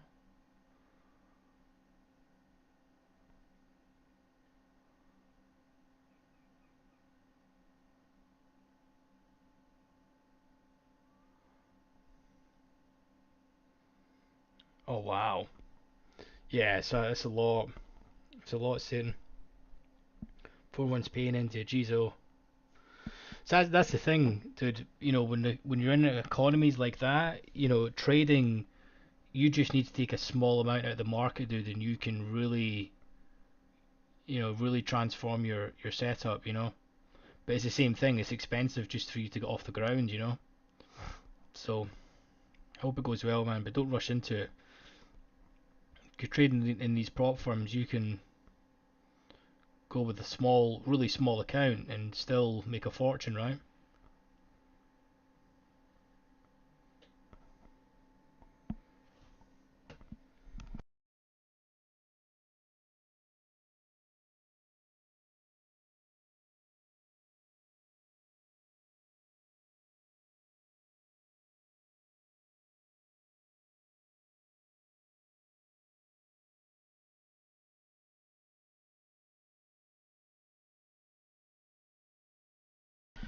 Yeah, exactly, Steve. I think financial juice has actually been a, I remember the days I was using years ago, was using the, Rand Squawk. I don't know if I think that was the old version of Live Squawk years ago. God, that was a while ago now. But Bloomberg is I mean, you're finding everything on there, and you can probably click a few buttons and it'll give you complete analysis and detail and compare everything for you. The likes of Live Squawk and um, Financial Juice, for example, they're not doing that. They're just giving you the data. You need to, how do we say that? You basically need to analyze the data yourself and probably chart it out yourself as well. Whereas Bloomberg does it all for you.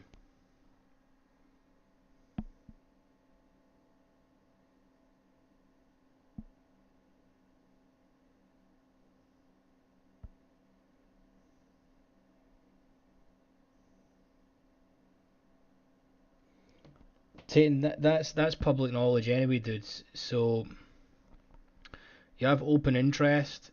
You don't get that on a day-to-day basis. Sorry, open interest you do, but you can see every Friday there is a commitment of traders report that's published every Friday. You can go into extreme depth on that if you want, and you can see the positions that are held by retail investors. Quick FYI on that, it's absolutely minuscule. Like, it's so minuscule that it's not even worth talking about. You've got in futures anyway, and you can combine options into it. You have really two main markets, market participants, I should say. Um, and you basically have your non-commercial speculators, which is in essence your large funds, investment banks that are speculating on price, market making firms, so on and so forth. About 95% of positions are basically closed in the same day, give or take, plus or minus 3%. And then you have the commercial side, which is typically your, you know, um, big fund managers, investment, your, depending on the products you're trading, like if it's oil, you're going to be BP. If it's gas, could be the same. Some big suppliers in these industries will be hedging off their exposure because they have the physical delivery of those products. And if it's going to be fixed income, you'll have some of the big mortgage lenders will be hedging off some of their exposure on there as the commercial side. And very typically, it's the speculators that are basically taking the other end of those trades, right? So you get an idea with the caught report of is the commercial side, it's typically hedging, are they net long or short? What is the large speculators doing in the market, the ones that typically can move it? Are they net long or net short? And you can see that across the board in indices and in fixed income. You know,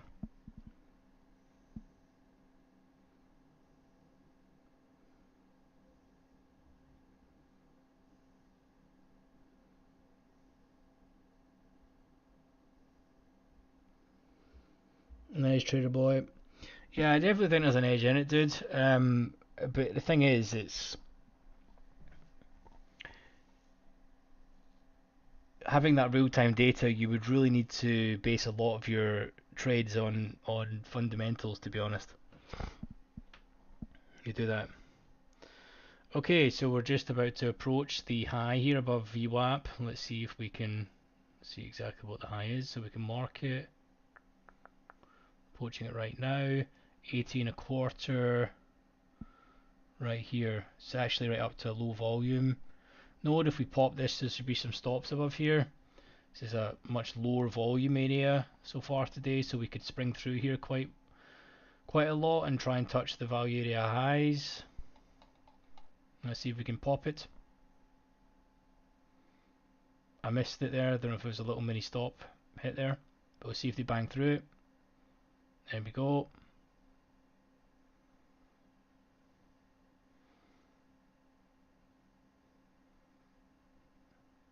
Thousand contracts absorbed in the offer there. Some delta, positive delta is coming in.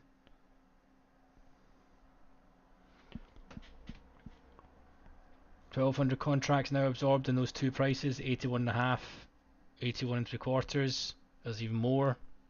Jesus. Wow, there we go. There's the pop.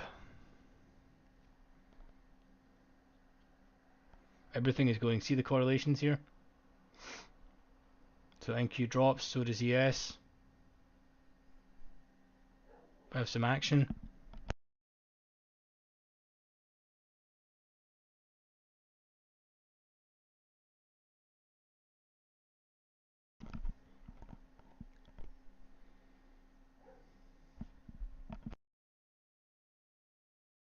So it's hitting, you're under the assumption that they're pushing against retail positions, so if they get information, we're left. Nah, see, this is the thing. This is mostly, this is the type of shit that ICT sells you, to be honest. I'll elaborate that a little bit more. What's quite strange, all this volume has come in just before the push in like 40 seconds, and the volume's going to come in. So typically when this happens, it tends to be a little bit quieter. But there's been a lot of delta that's just come in on the positive side. They're banging it right now. So we need to see if they can defend value area high at 96.5 if we do get that far. Let's take away all these lines. I think they were from a sweep session before. That was the low, sorry, the high.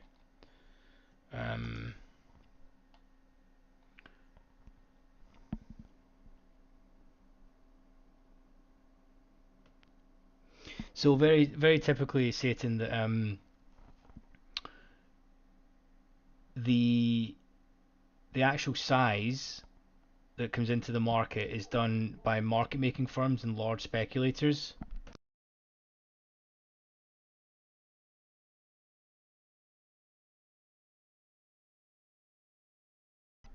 So they do not need the size from retail. It's just extra money in the pot. You see that when you look at the commitment of traded reports. There's just not enough size done by retail to even make it even worthwhile for these large firms.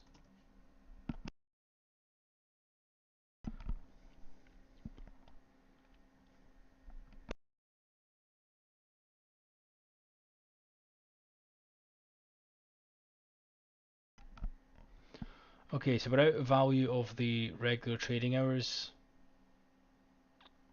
side. Let's see if they can continually hit it, or if they're just now going to pull the bid and take it right back into value to end the session. I think they would seen all this movement prior. We'll see how they do it. We've just cleared delta so you guys can see it a little bit easier. Hopefully that makes sense, Ethan. It's not to do with that's an ICT thing. It's sadly been ingrained. These large firms don't give a shit about retail. It's just extra fuel for them.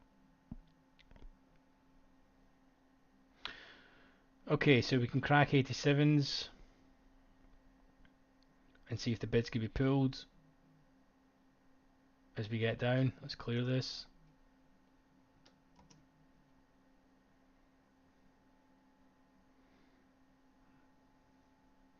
I just stepped in here.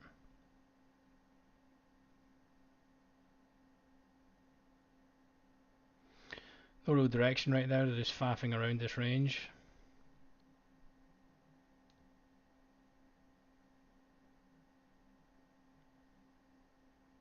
Here we go.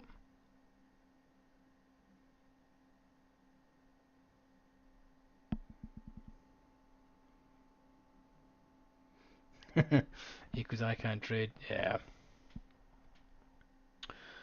I would honestly say that that guy single-handedly has basically ruined they just basically ruined the trading industry, to be honest, for a lot of retail. I mean, you've got absolutely clowns like that are, yeah, we're just going right back into value here.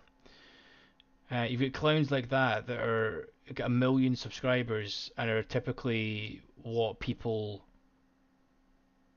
find when they first get into trading. You know, I mean, the guy teaches a sweep and everyone thinks he's a god. Do you know what I mean? I mean, the guy literally calls a sweep a turtle soup. I mean, it's unbelievable. The guy's never even traded futures either. He was doing all this bullshit on, CFDs and Forex and stuff, which is just non-centralized books. I mean, I'm being completely harsh here, but I think it's just nonsense. Anyone that's been in the industry for a while realizes that it's just nonsense. They only really prey on, new traders and stuff.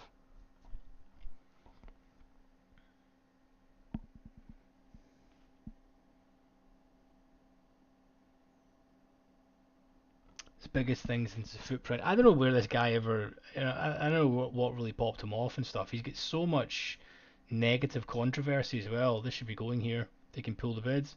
Yep. To crack through this, need to break 80.5 here. Someone's stepping in. If they break it, this will go. Wow, someone's really stepping in to absorb that. See that? 800 contract. If this goes, it'll crack. It should be down like 5-6 ticks if we can break this. Wow. And they're absorbing quite a bit across 2 ticks. I like it when the market does this. This is the type of action you want.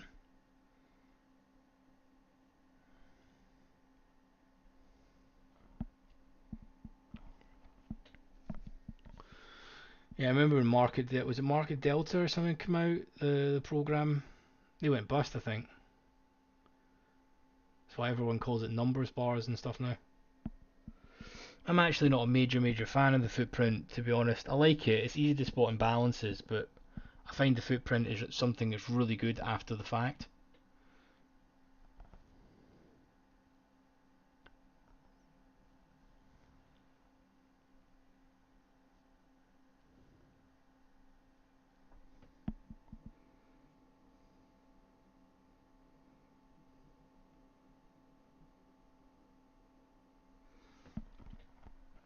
God, I remember many years before ICT became a thing, there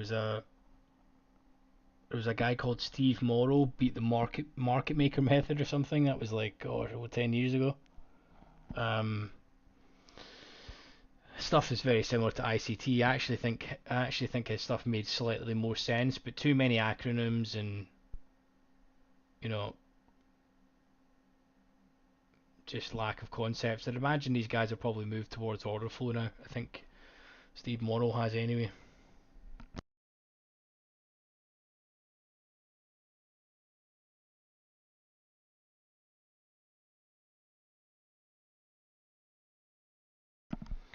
But I think personally that a lot of that stuff, ICT, basically rehashed that guy's stuff. I think from years ago, because ICT's only been doing this for like 10, 12 years or something, give or take.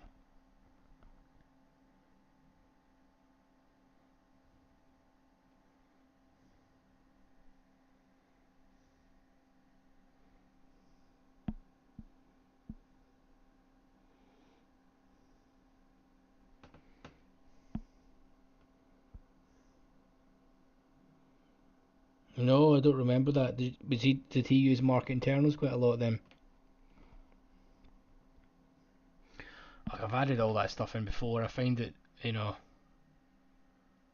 there is some merit to the man, but nothing. Again, I'm a little bit on the side of sometimes too much information is a bit overload. They just can't seem to crack here, can they? Tons of absorption on the offer here. Let's see if they can crack this level. They're really trying though. See, these are the big guys that are fighting against each other. Look at this. They're trading out, nearly 2,000 contracts across 2 ticks against each other. Right? There is no retail in there. Satan, that's the way it is. And sellers are really pressing this. So whatever way this goes, if they can crack the low here, this should collapse. There we go.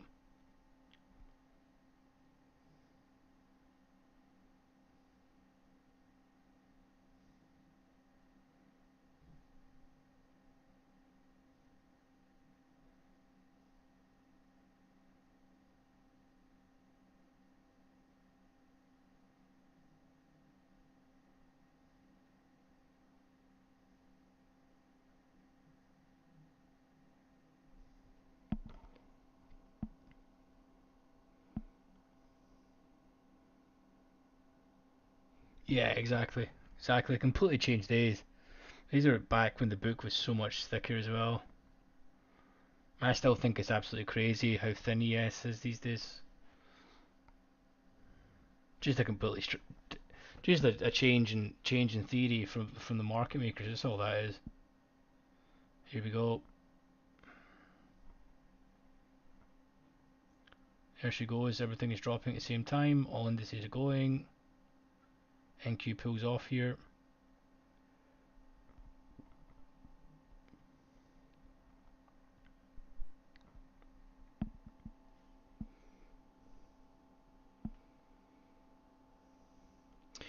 That's exactly it, Satan, and that's the problem, dude. It's you just hit the nail on the head. This is why I'm being completely harsh, and what I'm saying is this ICT dude is basically ruined trading because he pumps these just nonsense concepts out, and people end up studying it for years, and you get learned patterns of behavior around it. Here we go. Here's the volume. Well, it's already in, to be honest. What am I saying? But you got all these learned behaviors around it, and when you watch the hours of the guy rambling, and you've got so many people commenting saying, "Oh, it's great," and he's the guy's a god and stuff. You know, it's just not ideal. So really, what I would say to get away from that is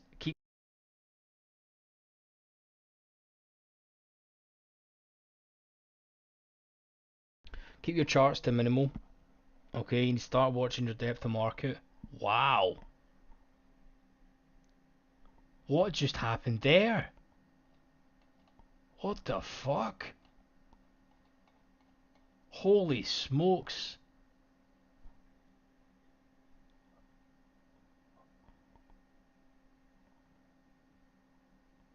Is the market broken? They're gonna need to bang this on site. They need to take this back up. Someone just get what? What the fuck? What the hell was that? What? Wow. I have not seen that in a long time. What is going on here? Is are we witnessing some sort of wait, what?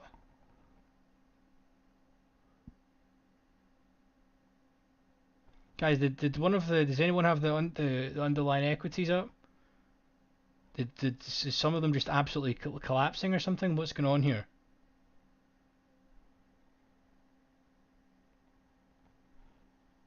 Holy smokes. Whoa.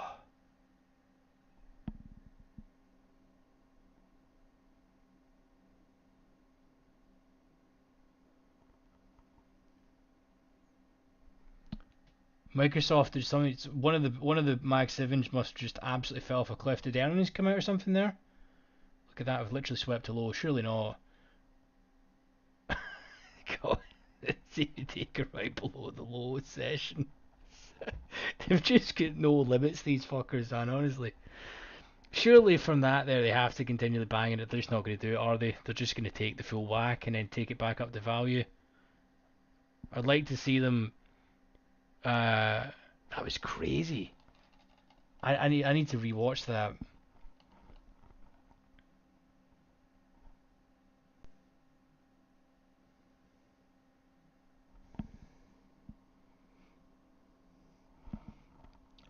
Boy, stay to the side for now. Fucking right, dude.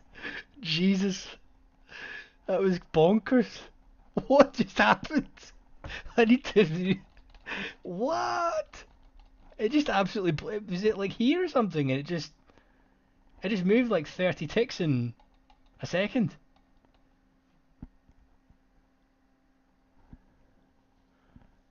And actually, as well, that it looked like the size that come in, they just took out everything. Because you see all that. Look at the what was on the bid. So the bid just evaporated. So some size come in that's just been absolutely pulled. Look at that. 17, 27, 34, 24, 18, 19, 21, 8, 25. You know, so the market's just absolutely collapsed and nothing's really traded. Did earnings come out there?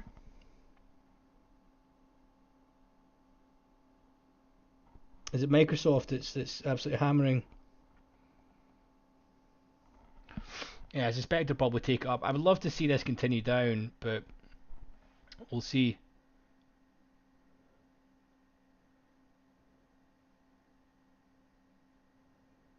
Wow. Okay, hell, that certainly made up for it. That got the adrenaline pumping, guys. That's certainly one way to do it. Yeah, they're going to take it back up here now, aren't they? All these firms that just they in essence have had to get filled on that. I think they'll probably need to take it right back up now. But we'll see.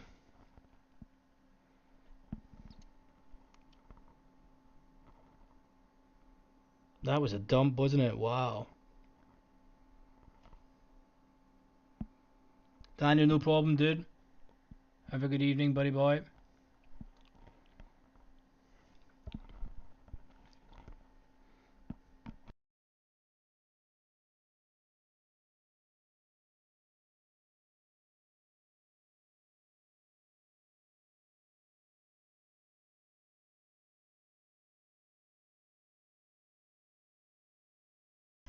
Amzi, are you talking about NQ, I'm assuming, dude?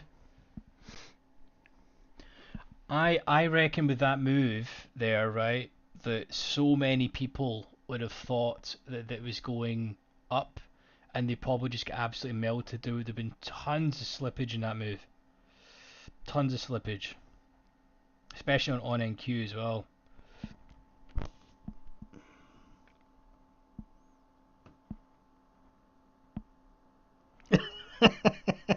Just ball it went down 7%. Microsoft, holy potatoes! Wow.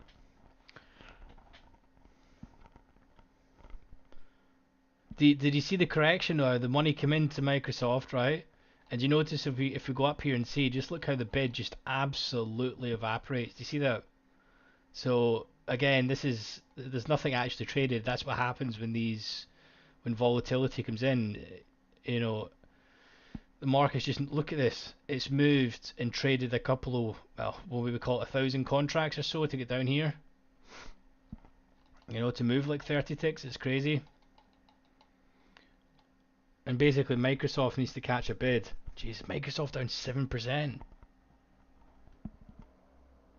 Wow.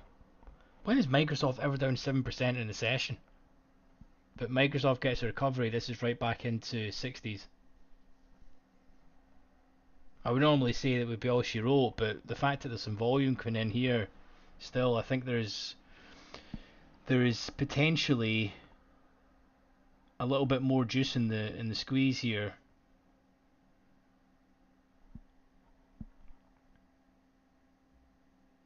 for him to slowly grind it on the way back up, I think.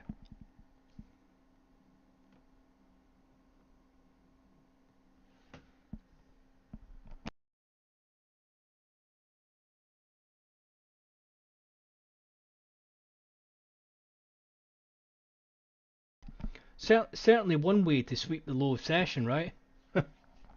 Gee, certainly one way to do it. Obviously, the selling has tapered off now.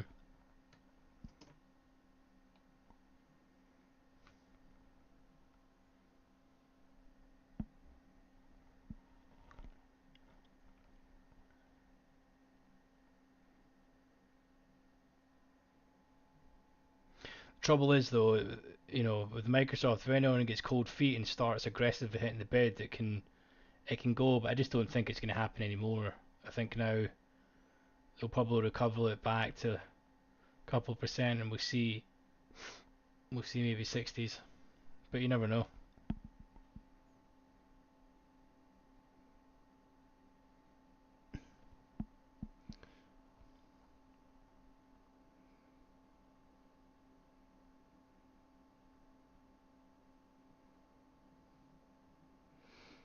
But that was some action. Hoping you guys never get caught in that.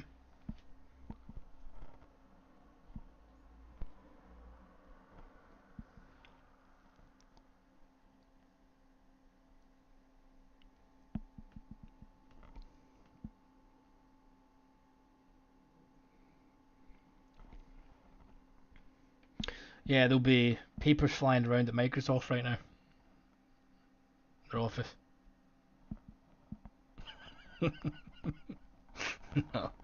I'm only joking.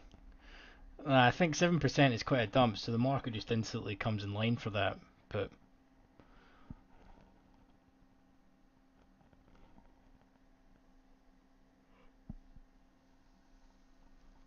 this is what happens when the Mag 7 is basically controls so much of the market. You know, one move and literally one stock uh, in the top 500, and this is what happens. It's crazy.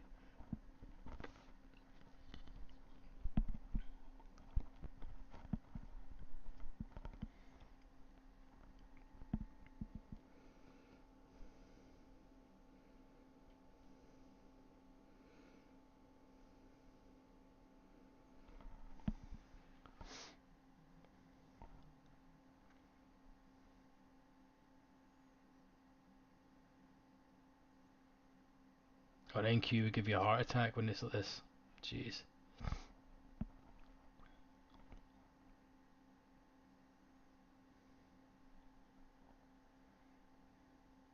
I thought we were potentially witnessing an algorithm meltdown there.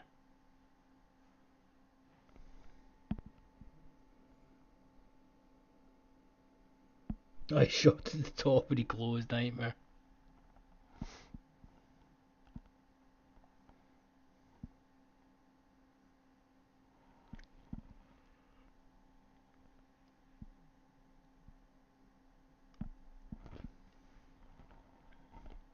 I think the longer that we stay down here, the less likely we are to basically continue breaking here.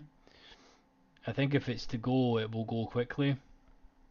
Otherwise, I think we'll absorb more of the bid and then ride our way back up.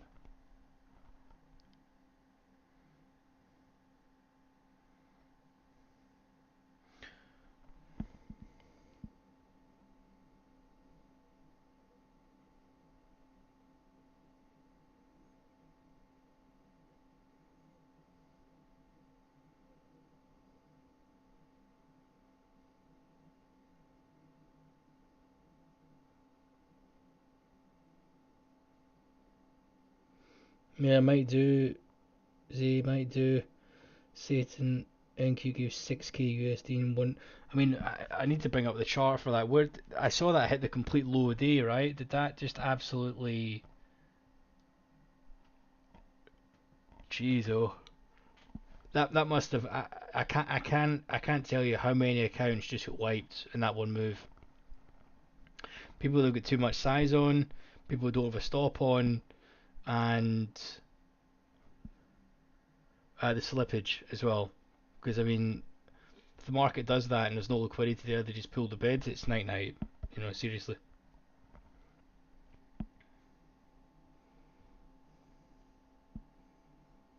Nice, nice trader boy.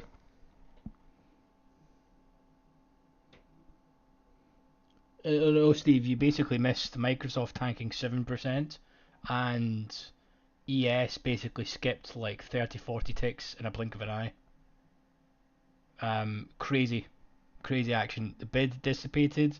We moved 30, 40 ticks and maybe 1k contracts traded.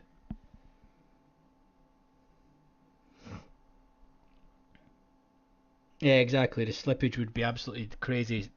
I reckon, I know people are never going to be honest about it, but the amount of accounts that have just been lost there, both personal and prop, would have been absolutely bonkers. Everyone thinks it's going back to the moon. It's pumping higher. They they pull back into this range. They buy, and then they get absolutely slaughtered. If we bring up NQ, if you bring up NQ on this chart, um, then most likely it will just absolutely delete.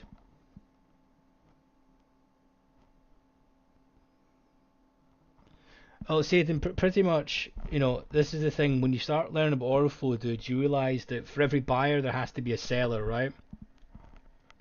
Um, and if you get filled in that move and you didn't get any slippage, you literally need to count your lucky stars.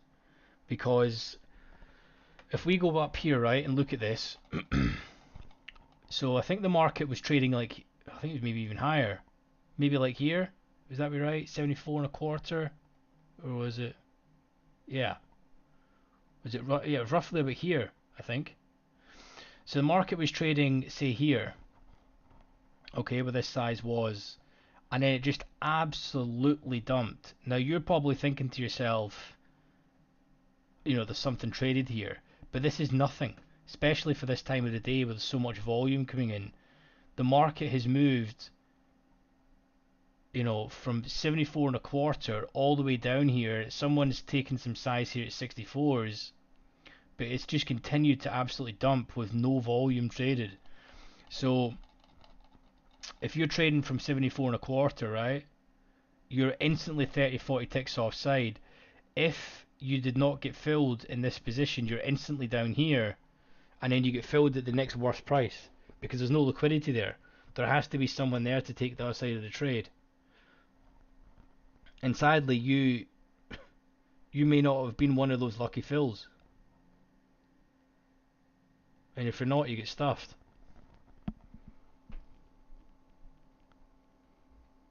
You don't, Avi. That's the thing. You can't. This is where machines will always win. There is no way to trade them. Impossible. You need to basically, the play for this was they crack the lows, and then you need to try and see, right, is the size coming in to try and basically bid it back up. That's pretty much the play, because you're never getting to trade that initial hit. Because even if you do, you're just going to get a bad fill. It's not possible because you'll be entering on limit. You're not going to enter at market.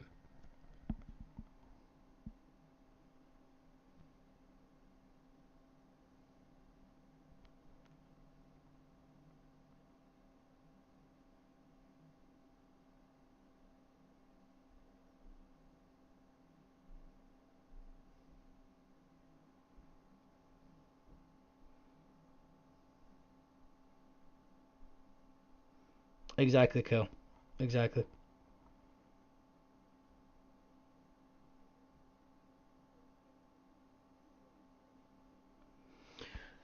I mean, Angel, I would say that it's crazy that one stock comes out there and that affects the whole S&P, But then if you take away all the fluff about the news there, they just sweep the low and then they're going to drive it back in.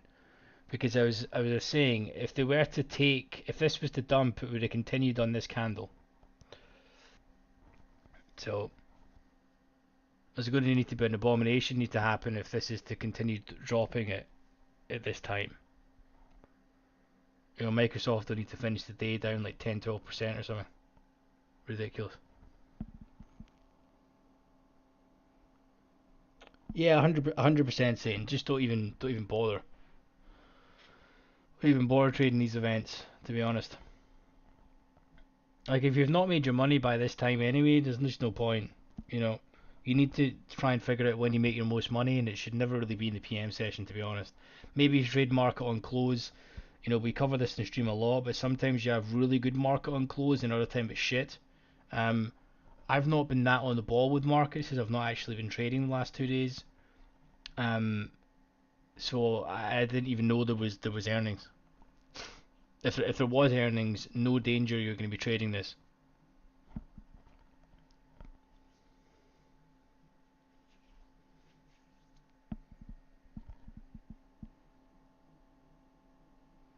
Exactly, Kyle. It's just gambling, especially for the anyone that holds trades into those events. You've got better odds just going to roulette, single zero roulette, and just putting money on black. Seriously, because you're going to get better odds because if you take a position here and say you're even right, you're going to get filled. You know, you run the risk of getting really shitty fills um, on your losing trades. So actually, you think you're taking some risk, but you're probably taking treble the risk than actually what you think. And then in the long side as well, or sorry, the short side, if you got this correct, you maybe have struggled as well, you know, to even manage the trade. So it's just not worth it.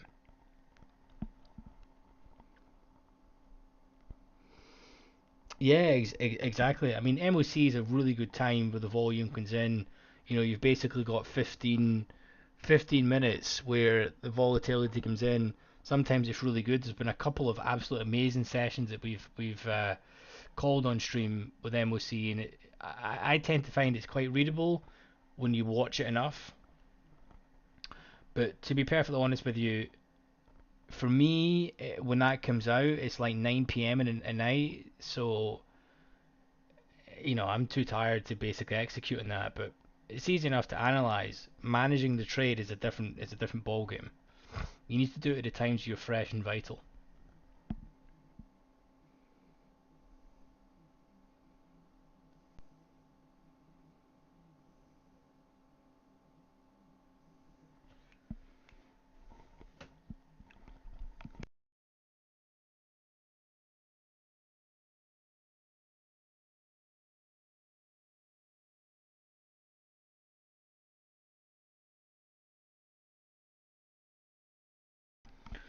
See, love algos. I would say they give the liquidity, and sure, but you need to be on the ball with them because when the book is thin like this, I mean, look at this book right now. It's what 3, and granted we're past any real volume, but it's crazy. Jeez, oh yes, it's honestly gone to dogs, man.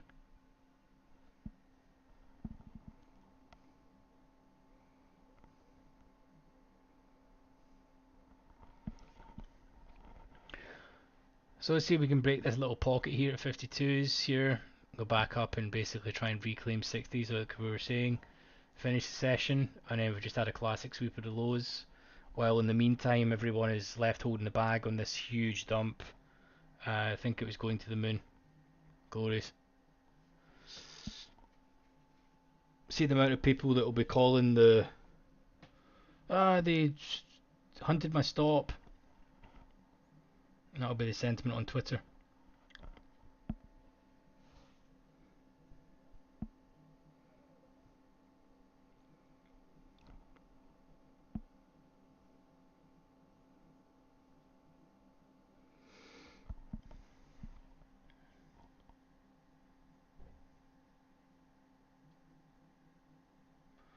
I suppose that can work. Z, are you suggesting that you're using futures direction and then hedging with options or something.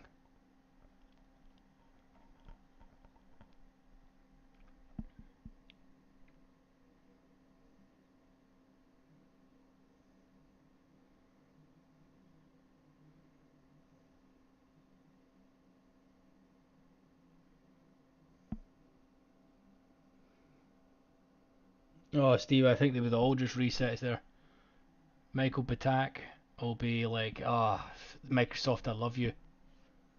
I love you. Thank you for those easy reset Benjis, is what I'll be saying.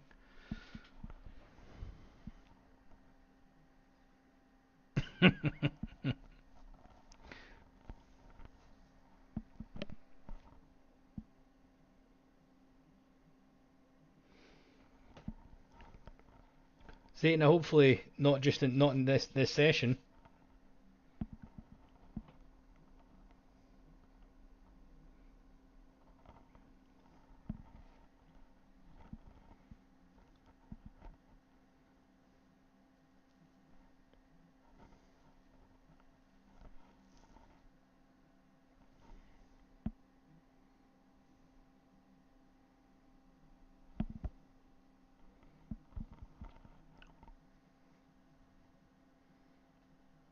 It'll be interesting to check the Discord channels or Twitter and stuff for these companies.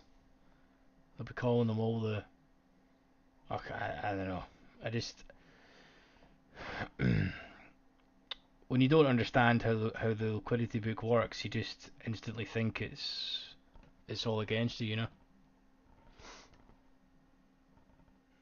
Whereas you literally get to see. I mean, I can't tell you just this year from 74 and a quarter, right? Just how much the bid. There's no bid there,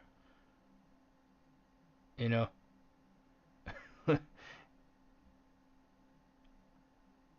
All of this buying here, and then they hit into it, and then this happens, and you can see it's absorbing here. All the trading it was done up here, you know, hundreds of contracts. And then when it came in at 74 and a quarter, it just absolutely crumbles. Nothing trading all the way down. Crazy.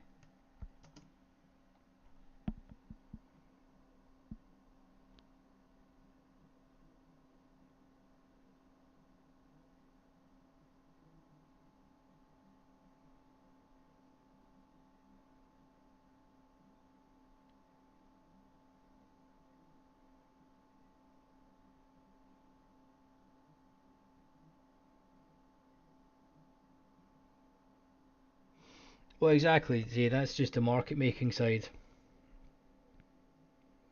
You know, these guys need to provide the liquidity, but they need to do that and work the book, of course.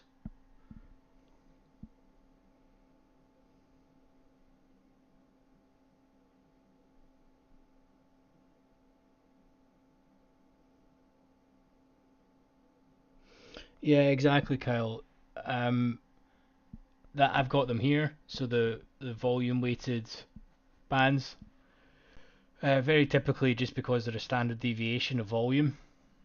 You know, and again, it's related to actually the money that flows into the market. That's the only reason I think they work. Basically, if the indicator that you're utilizing is related to money spent, then I think it's a value. To be honest, because that's what makes any business go round is economies of scale, volume spent at certain prices, what is a fair price, what is not. You know.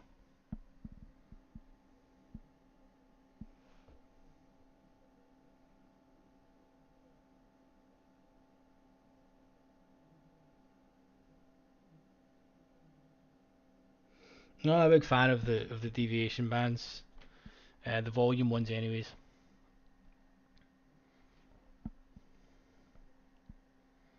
I think you find some of the sometimes it's the Bollinger Band specific standard deviation bands in there. Typically line up with the volume weighted ones quite typically. Um, But yeah, so the trouble is with them, mate, is sometimes you have days where they just hug the bands. So I wouldn't rely on them all the time. They work extremely well in balance, not so much when you're in discovery. So that's why I don't tell people to just, oh, when it hits the fourth band or whatever, that's why I never tell people anything like that. It's, all these things are useful with specific context in place. The fact that the low of session was at the fourth standard deviation band, and it reverts back in, it's a nice level, that type of thing. But really, she shouldn't be really trading at this time of day anyway. But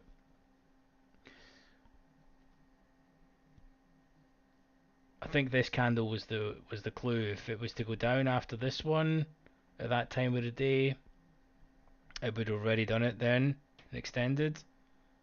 And then we just have this sort of bid back up. It's a slow grind, which we were saying.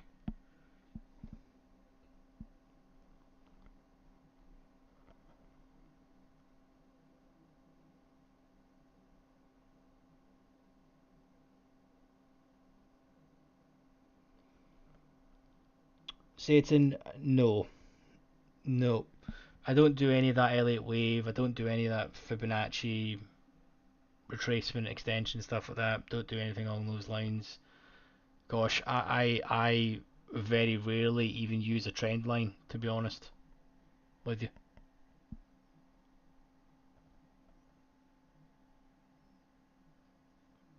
I am as simple as it comes. I mean, I've seen some people chart like I don't know, you know, because the trouble is I find with trend lines, right, is they're extremely subjective. So if I do like this, I've seen people do, like this sort of stuff, so they'll draw this and then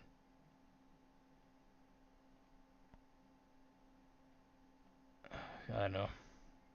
Let me just, they're extremely subjective and they're all very easy after the fact. So you draw this, you extend it, you're like, oh, this looks like a trend line.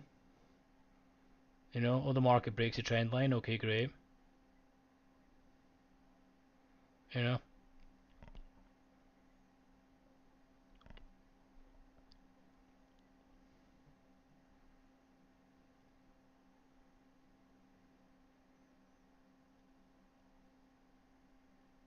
it's also pretty trippy how that goes along that line there. But no, I don't really use these things. I try to stay away from trading is extremely discretionary, and I try to stay away from these things that are just you know you put a chart up and everyone in this room will probably draw a trend line slightly differently. At least with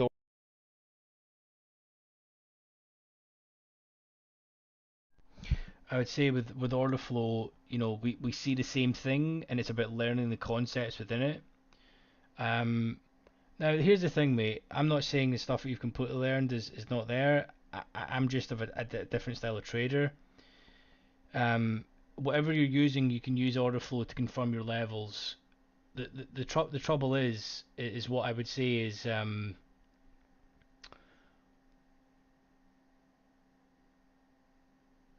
trend line. When do you class as a trend line? Is it after two hits? Is it three? Is it four?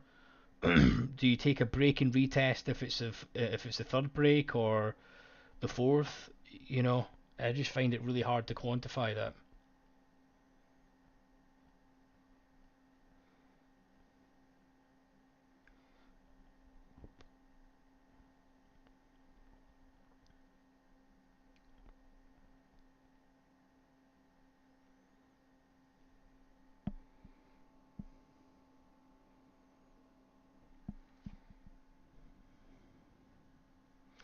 I would say very very simply, the market moves with the path of least resistance, right?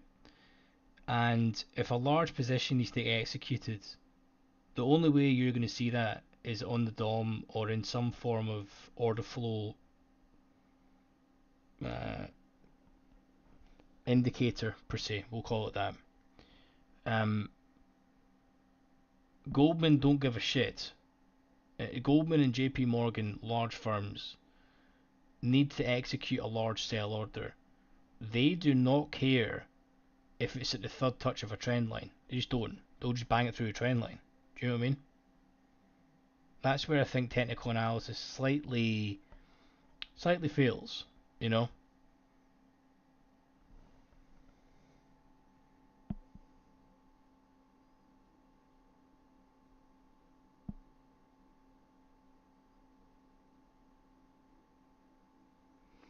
Yeah, exactly, Satan. I mean, you're spot on there. I think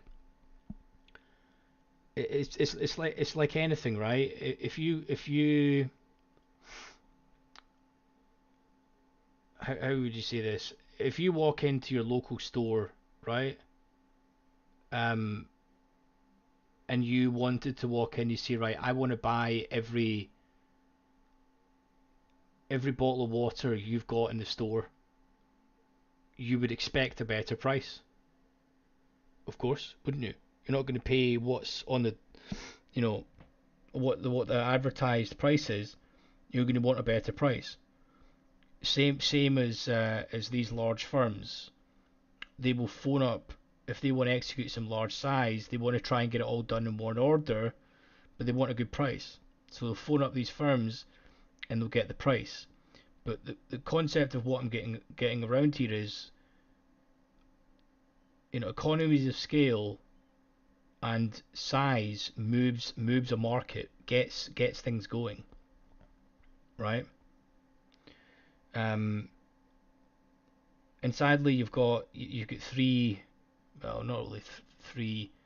Yeah, I would say three these days. You've got like your sort of in the now traders, order flow traders, scalpers, we'll call it, put it in there. Then you've got technical analysis, and then you've got fundamental analysis. Um, I would say the majority of retail is in technical analysis, um, and just random shit thrown in there, like just insert any random indicator, moving average cross, MACD, RSI crosses, with some sort of ICT or Elliott wave or pullback to the 61.8 fib or something after it's broke the high. Do you know, all these sort of weird things? And the harsh reality, and I'm gonna be completely blunt here, the harsh reality of this is the majority of retail is trading without an edge. They don't actually even know if they have an edge. You know, they make money for a few weeks, they lose some, but it's enough to keep them going. Um, it's cheap to get into the markets these days due to prop firms. When realistically, you need to build up a decent sample size and journal your edge in order to try and understand if you at least have one, right? Um, and I'm being slightly biased here towards order flow because it is what I use, but when you're a critical thinker, you know, if can you imagine if you were at a massive desk, right? If you were actually the one executing these trades, and you had a call you were a trader, right? And you had a call from your sales team and said, right, we've just taken a call from X pension fund. We need to try and get rid of 10,000 contracts. So we need to sell 10,000 contracts. You are not going to be looking at trend lines or anything to do with that for you to get rid of those 10,000 contracts. You're going to start working the book. You're not going to sell it all at one price, are you? Because you want to get the best price. Why? Because you make commission. The better return you get for that client or for the bank or your firm, right? Or better on the average price for that day, you will make money. So you're going to start working the book. You'll probably have a couple of positions that day you need to work.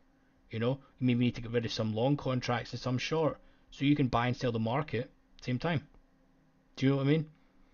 You're not going to give a shit about, um, is there a fair value gap showing up, or is it a third hit of a trend line or whatever?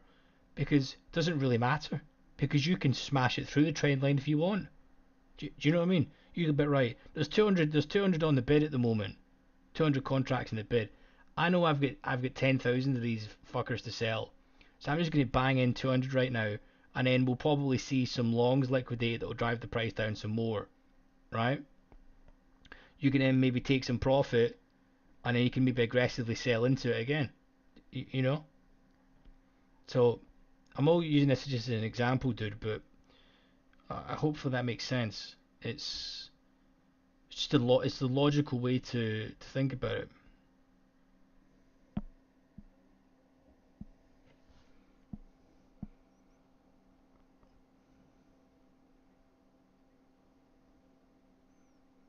Yeah, exactly, Steve. Exactly.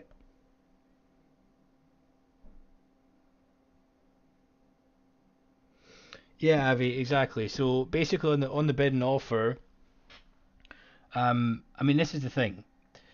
These firms have got two main ways that they take positions. They take positions with block trades, which basically means they're there to take the positions on the behalf of the client, right? Um, and they try and get a best average price. But however, they maybe have their own positions that they execute.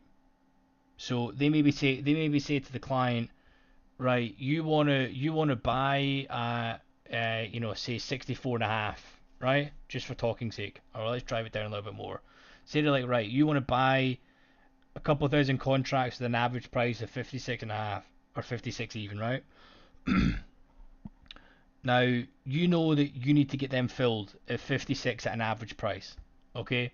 However, you basically have got some sell positions that you want to get off as well. So you can sell the market down because you're going to buy it back up anyway. Because you've got a 50, you've got say 10,000 contracts you need to execute at an average of 56. So those are probably the days where they're like, fucking yes, glorious day, guys. We've got 10,000 contracts we need to execute in the bid. You know, we've then got 4,000 contracts we need to execute in the offer. So let's aggressively hit into the bid. So we can drive price down. We can then take profit on it while basically start working the bid and fill out our average price for 56 evens. You know, that's basically what the market is. I'm simplifying this in a really simple way, but they're probably the days where they get the pom poms out and the confetti and do a little dance in the office because it's basically free money. You know, they can move the market around, and there is nothing, regardless of what fair value gap, what delta is doing, or anything that we look at. If they want to take the market down, and that's their plan of attack, they can just start feathering into the bid. They've got 10,000 contracts. They can just say, all right, okay, we'll sell some in here. Okay, ticks up a little bit. Okay, we'll absorb in the offer now. Okay, we'll sell some more into the bid. They can just gradually hit in. And if they see that someone is willing to take that amount and they're buying into them, well, they'll probably say, well, we've got thousands more of these fuckers to sell. What we'll do is we'll let them lift it up a little bit. Let's pull it off for a little bit so that we can sell higher. Do you know what I mean? Because we know that we can drive this price down anyway. We've got thousands of contracts to execute. So if someone's willing to buy them now, let's not show our hand here. Let's pull the offer. Let's let them buy up a little bit, and then we'll take their money. Do you know what I mean? That's what these guys are doing. Retail has got nothing to do with any of that. Nothing whatsoever. They're probably thinking to themselves, we've got thousands of contracts to sell, so at any point in time we can bang this and we'll take the market down, right? But there's maybe some other schmuck that is basically willing to buy from them, right, at a higher price, so they'll just let them do that. Now I'm aware I'm being pretty blunt with this here, guys, but this is how the market works.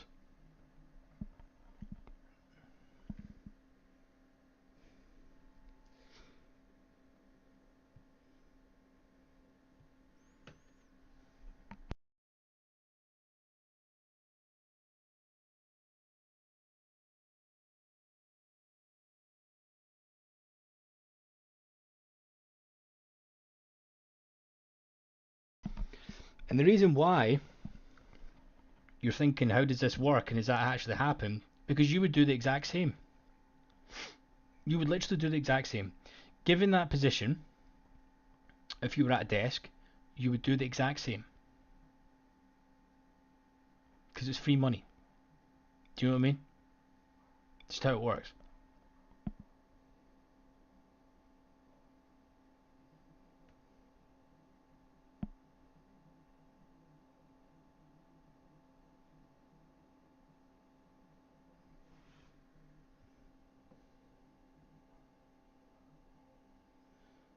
Thanks, Trader Boy. Well, here's the thing, Satan, right? I'm not going to burst the bubble, dude. What I'm going to say to you is, if you want to use fair value gaps are basically just an imbalance. That's all a fair value gap is. So ignore that time shit that they say. Now I agree that it has to be in the regular trading hours. Just the fact that a big candle happens in Globex, that's not a thing, right? That is just not a thing because you a true imbalance needs to mean there is size coming in, right? And very typically in Globex, if you see, I don't know, in the 5 minute there's a fair value gap, there's a big candle. Very typically in Globex, there is actually no size coming in. It's just one of the either the bid or offer is being pulled. And what I mean by that is there is no one standing in the way here. There's no one standing in the way to get in the way of the buying, so it ends up with a big green candle, for example, or blue candle, right? Um, so what I would say is the fair value gap can be used, right? But it has to be, in my opinion, it's just an imbalance. So it has to be done when there is times with actual volume, and you need to see when actual size is coming into the market, because otherwise, basically ICT just shows it's just like, here's a big candle in a random time frame that I've set on any chart, on any, doesn't matter the time frame. If it's an hour, a day, or whatever, here's a big candle at this time, it's a fair value gap. It doesn't work like that. You need to know the order flow and the contracts that are behind it to determine if it's actually important or not, right? Um, and very typically, if you get this right with, say, there's I'll call the fair value gap an imbalance. Say there's an imbalance, within the first hour of open, right? Quite a large imbalance. The initial balance is set. The market goes back up to retest that imbalance or retest the fair value gap, and you then see that the order flow is basically absorbing. Okay, so say there was an imbalance to the downside or fair value gap to the downside. The market then comes back up. I should probably get a pen out to explain this. But the market comes back up. You see some absorption on the offer, i.e., the buyers cannot crack. So that would be your, I don't know, confirmation or something, or the box that you draw halfway through the fair value gap or whatever. That would be the confirmation. But you're then going to basically whittle out the shit random big candles and the good ones, and you're then going to have a stronger confirmation than not, right? Because if you just take every random big candle and draw a fair value gap in a couple of hour kill zone or whatever they call it, it fails massively, right? And the one thing as well, it needs to factor in on, what time frames. That's the thing. That's where you need to determine it in a specific time of day.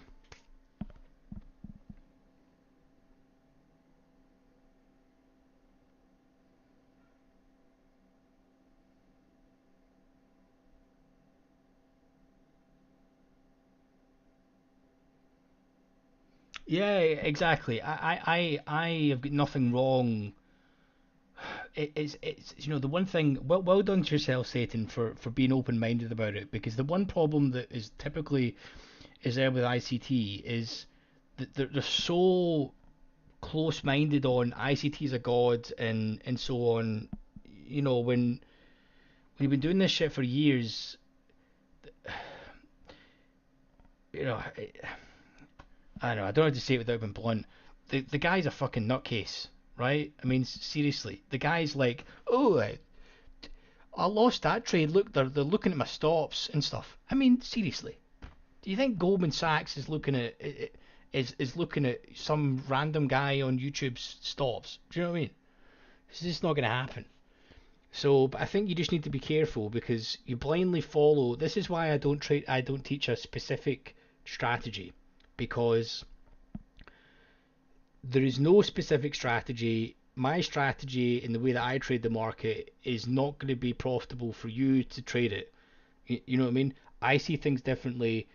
And if you, the hardest thing that you've now got in your trading, dude, is the fact that you've learned these concepts, so you understand the market to a degree.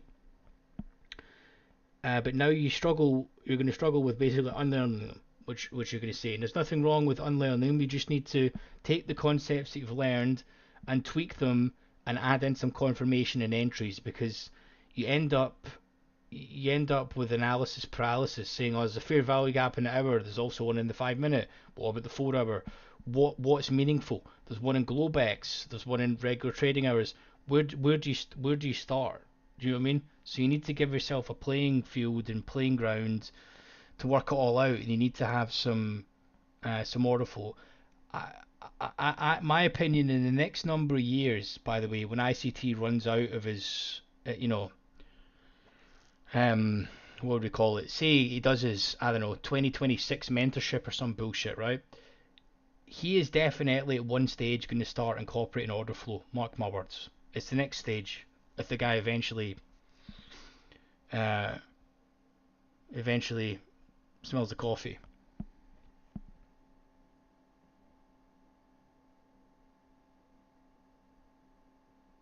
Well, that's the thing, and very very simply, mate. If you draw enough lines, the market will reverse off them. It's hard to trade the lines and to actually know there's something tangible with them. That's the thing. Um, I would say take the concepts, mate. They're all fair value gaps are just a rehashed term from balances. Um, I can't tell you about the all the other slogans, like, I don't know, the one that kills me as well. They call it a cooch or something. You know, it's too close to the word gooch for me, to be honest. Stephen will maybe understand that one, but it's too close. It's too close for these terms. It's just keep it simple, man. There's no. And the other thing as well, Satan, is they've got so many.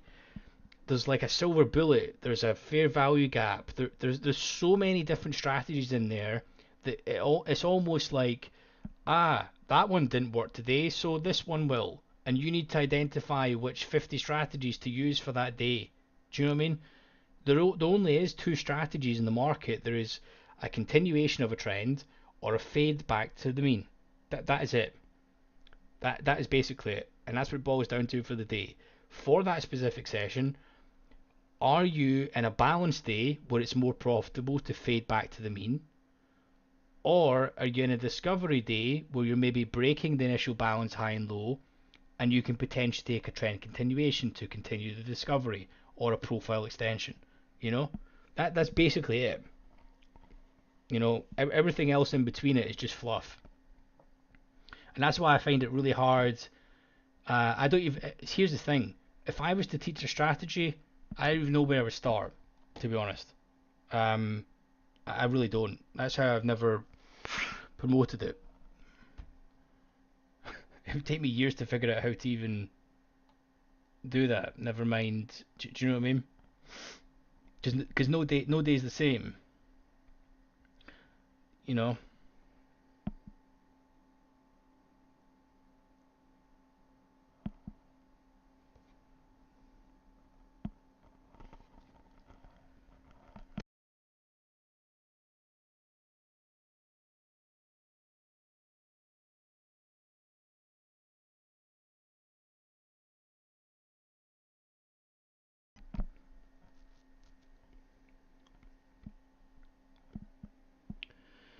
So it's just about trying to. I don't know. I hope Satan, that you continue on. Don't be disheartened with it. I'm just being brutally honest, mate. I'm just being brutally honest with it, so that you stand a chance and you try and shorten your learning curve. Because the last thing I want anyone to be doing is learning something for say 2 years, strategy hopping, wasting another 2 years. Take what you've learned, refine it, um, be more selective and just tweak the flow that's around it, right? That's pretty much it. Because I mean, there is you can be profitable with any strategy. I'm going to caveat that with any strategy, but you can be profitable with a lot of them, and it's down to the trader at the end of the day, right? But I would say the hardest part about ICT is the stuff it comes up so often, it's so frequently shown in the market because it's just a big candle, in a time frame. But you need to know what the context is around that, and how the market's actually creating that candle, so that you can at least understand if it does retest that, is it something that I want to be involved with, and or not. And I can tell you one thing: if it doesn't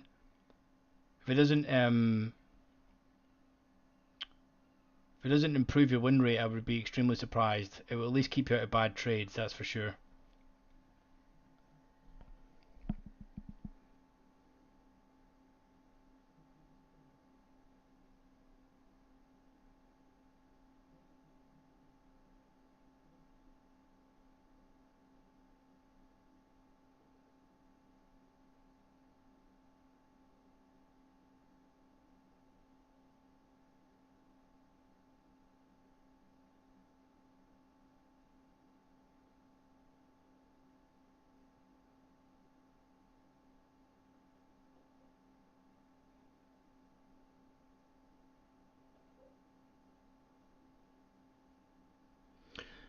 Well, it's hard with Q to try and explain it in a way to understand. This is the thing.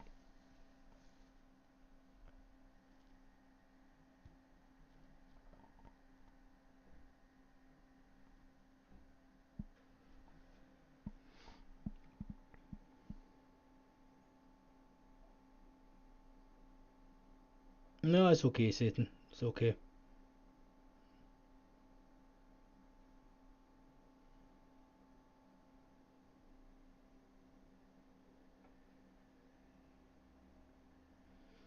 Yeah, I've heard good things about that as well, James.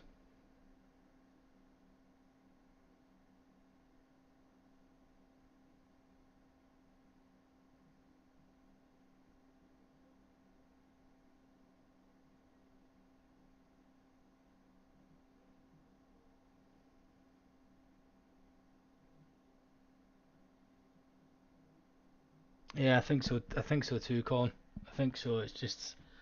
I'm not too sure how it even happened in the first place. To be honest, it's it's a strange one, really.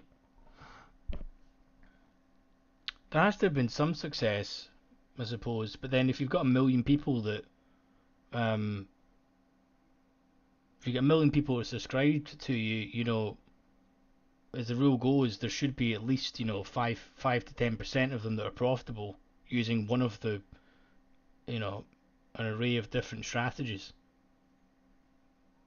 You know what I mean? Just by the law of numbers, to be honest.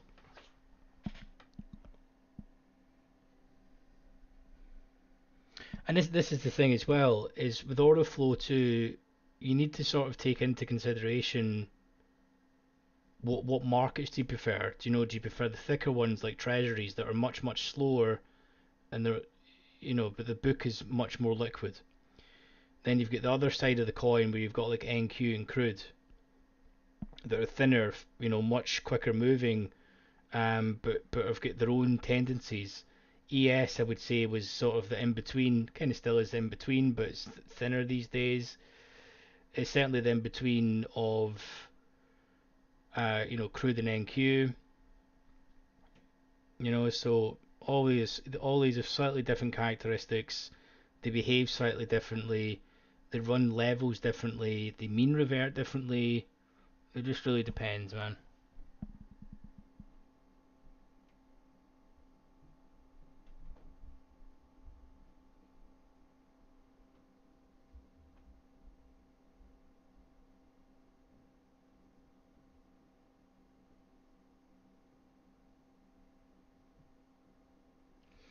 Well, that's exactly it, and I'm trying to sort of push the understanding of,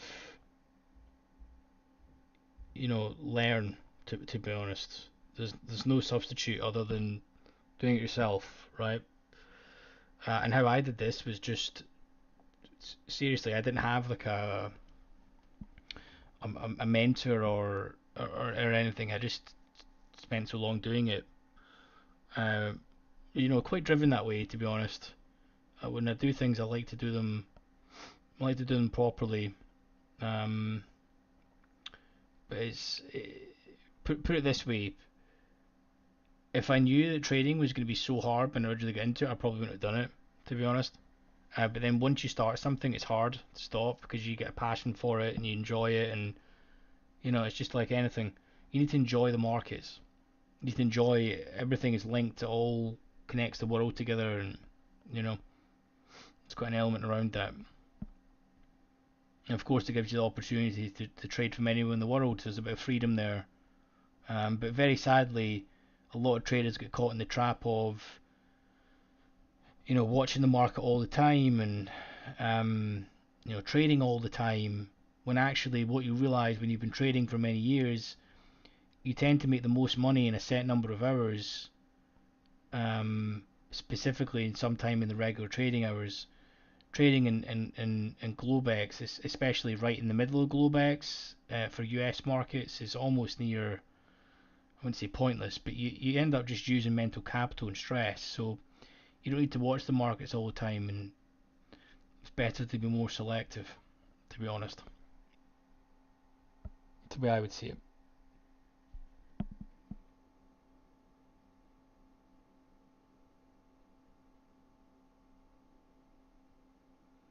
Exactly, exactly. And when you see the volume that's actually transacted as well, like Maku's saying there, you retailers get such a small bearing. And here's the other thing as well: retail is now been pretty much gobbled up by prop, right?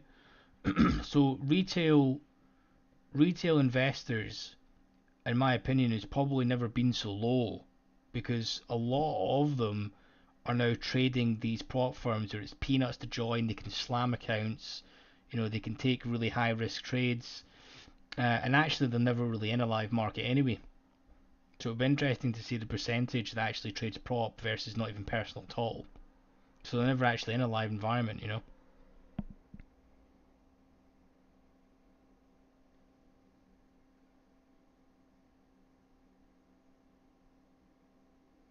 Exactly, prop. Exactly, Steve. Prop is actually on a demo account, yeah.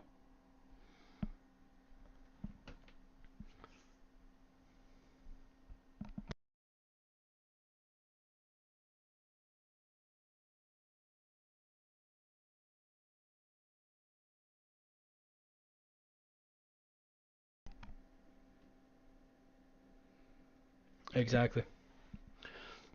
I mean, when you actually think about that, literally Apex is it's like the definition of a Ponzi. Do you know what I mean? They literally are taking money off of new traders that are paying to pass challenges to pay the existing traders because no one is in a live environment. So they need to continually keep the gravy train going of new evaluations to come in to pay the good traders. And eventually once the gravy train stops and the income side to pay the good traders, it falls apart. I mean, I don't know if I'm being too harsh there, but the business model sucks.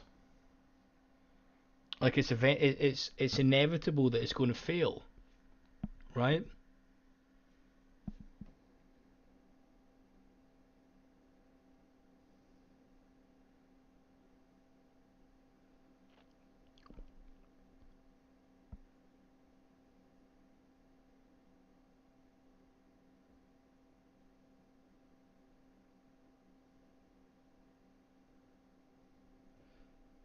Yeah, I think so, James. That's a good point. So you got your second payout with Apex, but yeah, you're right. What do you think about I think all these are the same. All these are the same, mate. The one thing that really concerns me about fast track is, I don't know if we sorted it yet. It's the fact that you cannot on ramp with them with a debit or credit card. That's slightly concerning to me because it means they've not went through any underwriting. That's slightly concerning to me. It's one of the flags for me. Because in order for you to get set up with processing, you need to go through underwriting. You need to get boarded with Visa and MasterCard. You need to have a gateway there. You need to process the funds. You need to have due diligence run in your company. You need to be KYC'd. You need to have all that process run through. And they don't have that unless they've had it in the last 3-4 weeks, and I've just not checked. And also,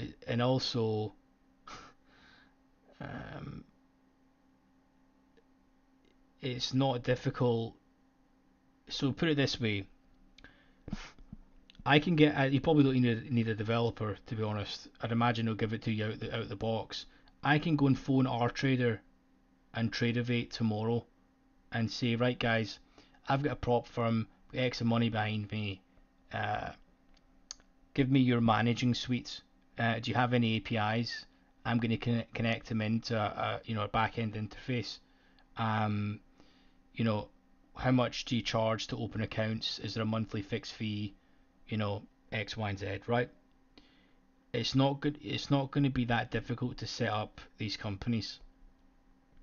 You need a heck of a lot of working capital there, and a lot of these guys will just be taking the risk on the fact that the model is in their favor. 90% of people fail in these accounts, typically. So they're just hoping that they get into a good run, to be honest. And then you'll very much find that some big influencers will end up going to fast track trading, and then it'll probably get them in a couple of thousand accounts, and they'll sort of continue on. Very typically. Also the other thing as well, it seems pretty sus that the CEO of the company was commenting. I saw some stuff, was commenting on an Apex Facebook group like 6 months ago, whatever. Do you know what I mean? So the guy goes from trading shitty Apex ones to running and being the CEO of a of a prop firm. Do you know what I mean? So I don't think the barrier to entry for these ones is it's very high. To be honest with you, I actually wouldn't mind a crack at operating one of these companies from a senior management perspective. I think you could probably disrupt industry quite well. I think all the models suck. Top Step has probably got the best model, I would say, for them as a business. They protect themselves extremely well. They've got better risk management protocols in place. But Apex has just got no idea what they're doing, to be honest. I mean, seriously. They would rather they would rather not change payout policies and shit than actually just put people live. Do you know what I mean? And something tells me that as well, they're not regulated at all, whereas Top Step have probably had to go through some form of prop firm regulation and apply for something to become a prop firm and have some sort of registration with the exchanges, I would assume, right? Whereas Apex doesn't, which I don't know, it's all a bit strange. Anyway, I'm extremely rambling here.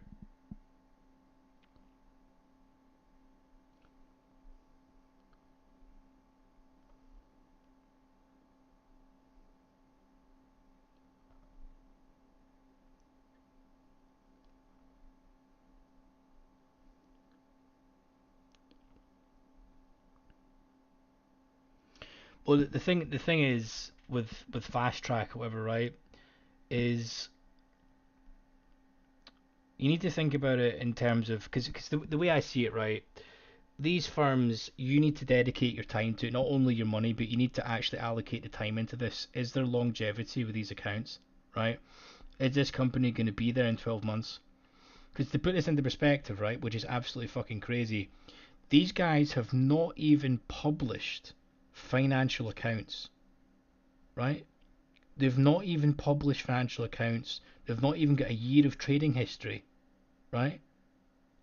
I mean, what businesses has the other guy been in before that's at least remotely involved in finance or trading? And people are going and trusting them. Like, people need to realize it is not difficult to start up a business. The barrier to entry in this day and age is literally zero.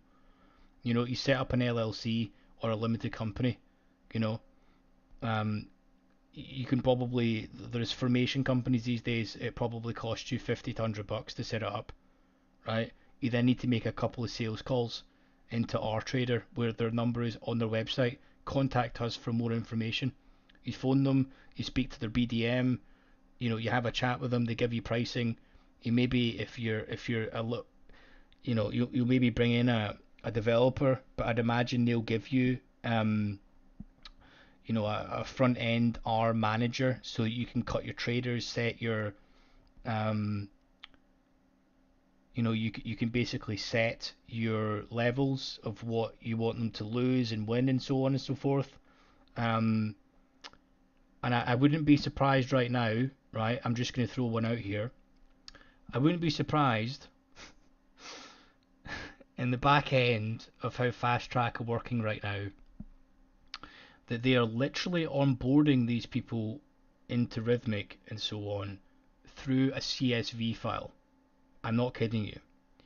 Because, you know, there's got to be some APIs in there. I know that TopStep and so on have probably got some APIs done so that when you approve an account, they hit the API, you know, they get their credentials back and it's maybe 15 minutes to activation or something, right?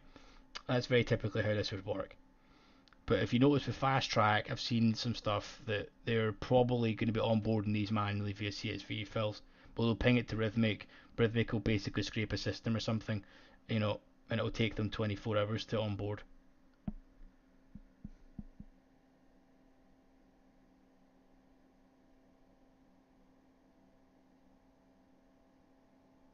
No problem, Maku dude.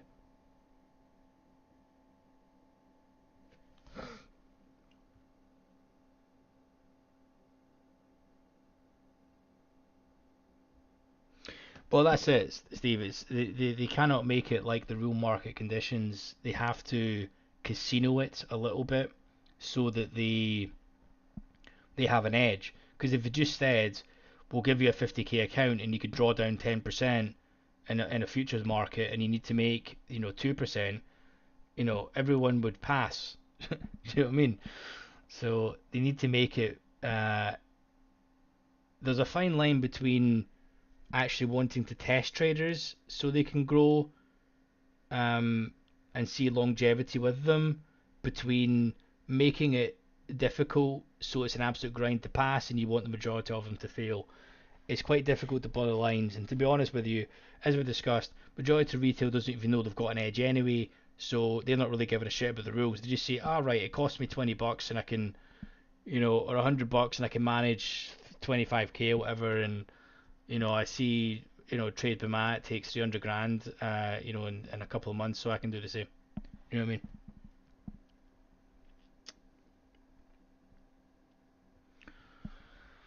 That's sadly the way it is. I think when it actually boils down to it, um, these companies, the SIC codes of how they'll be operating, will be educational platforms. Um, I don't think that they'll have any, like your Apex and your Top Step has probably got two parts of the company. I reckon how they'll be operating it. I think this is actually how they do it. They'll have the initial evaluation stage and all of the stages that you run through, right? Will be an education platform, and then when you win money from them, call it win, they basically transfer you to the prop firm part of their business, and you then trade their capital. So even though that they promote you to take payouts and tell you to do it, the money is never actually yours. they still see it as their money, right? They'll transfer you to a live account and say, right guys, you're now trading with our money. You know what I mean? So it's never actually your money. That's even though they try and say take a payout and so on and so forth and do it, but it's a marketing ploy, man. You know, two different sides of the business. Um, you know,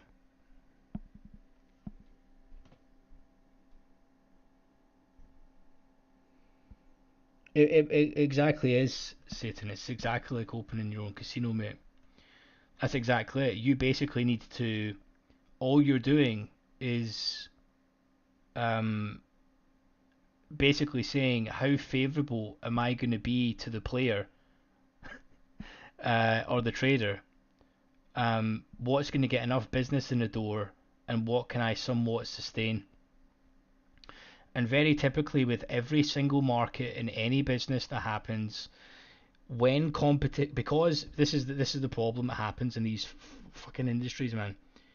There is no technology, right? Seriously, these prop firms have got no tech. Top Step is the longest standing, and they've brought in a white labeled piece of garbage called Top Step X that is not even their own platform, and they're meant to be the best technology. I mean, it's absolutely shocking, right? So this industry has zero tech, none. All it is John prop firm going to Bob prop firm, or Top Step to Apex to Fast Track to I don't know Bolinox to all of these companies. They're literally doing the exact same thing. They've all got the same agreements with Rhythmic or Trade of Eight, right? Maybe one is doing slightly more volume, so they'll maybe be under, they'll maybe have a dollar less per account, right? But they're all operating the same model. They're not providing anything better. Seriously, the only thing that is slightly different is the payout policy maybe be slightly better.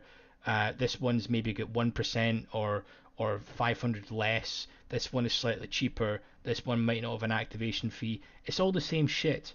None of them are doing anything remotely different. So why am I saying this? What I'm getting at is when that happens, when you've got all these companies, vying for the same business, right? They very simply need to just undercut each other. So they can't really undercut with the price because Apex wins that price war because they basically say, see, for these evals, they're literally free. Basically, they're peanuts, you know. So then they don't look at the price. They can then try and make the rules slightly easier.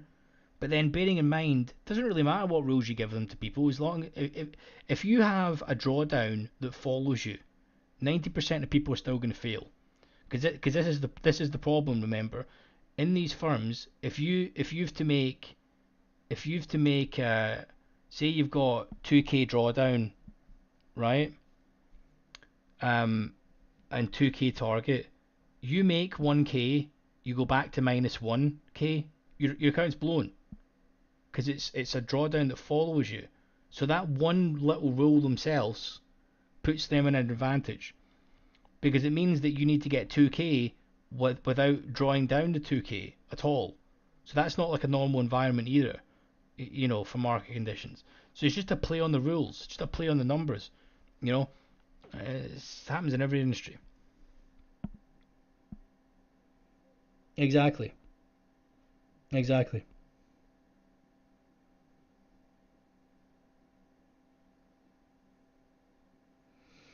Well, what you're saying there, Steve, is you're quite spot on with mimicking their data, but the trouble is that requires technology, right, to do that. And these guys don't even have enough to pay out their own traders, never mind build technology. That's the problem. So in order to catapult this industry forward, they're going to need someone to come in, right, that understands technology to actually drive it forward. And first things first is the prop firm needs to start looking after the traders. It cannot be a setup where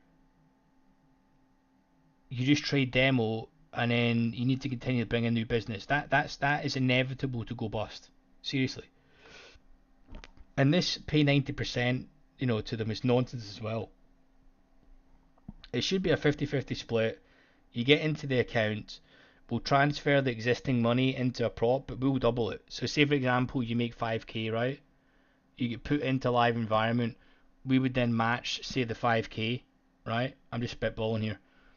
And then you maybe have you have a risk manager in place, you discuss with them, you have, weekly calls, you're then part of the team and you're there. It's a 50-50 split, but your money's on the line and so is the firm's. The buying power is there. Do you know what I mean? Completely different ball game, to be honest. You know, throw in some physical desks and stuff in there as well if it's in a local area. Do you know what I mean? It needs to all make commercial sense, but it should be to try and nurture and look after. That should be the end goal of this. The end goal is not just to fleece retail, that are using a trading view chart, drawing rectangles and, you know, getting a free rhythmic connection for the $20 or whatever. Do you know what I mean?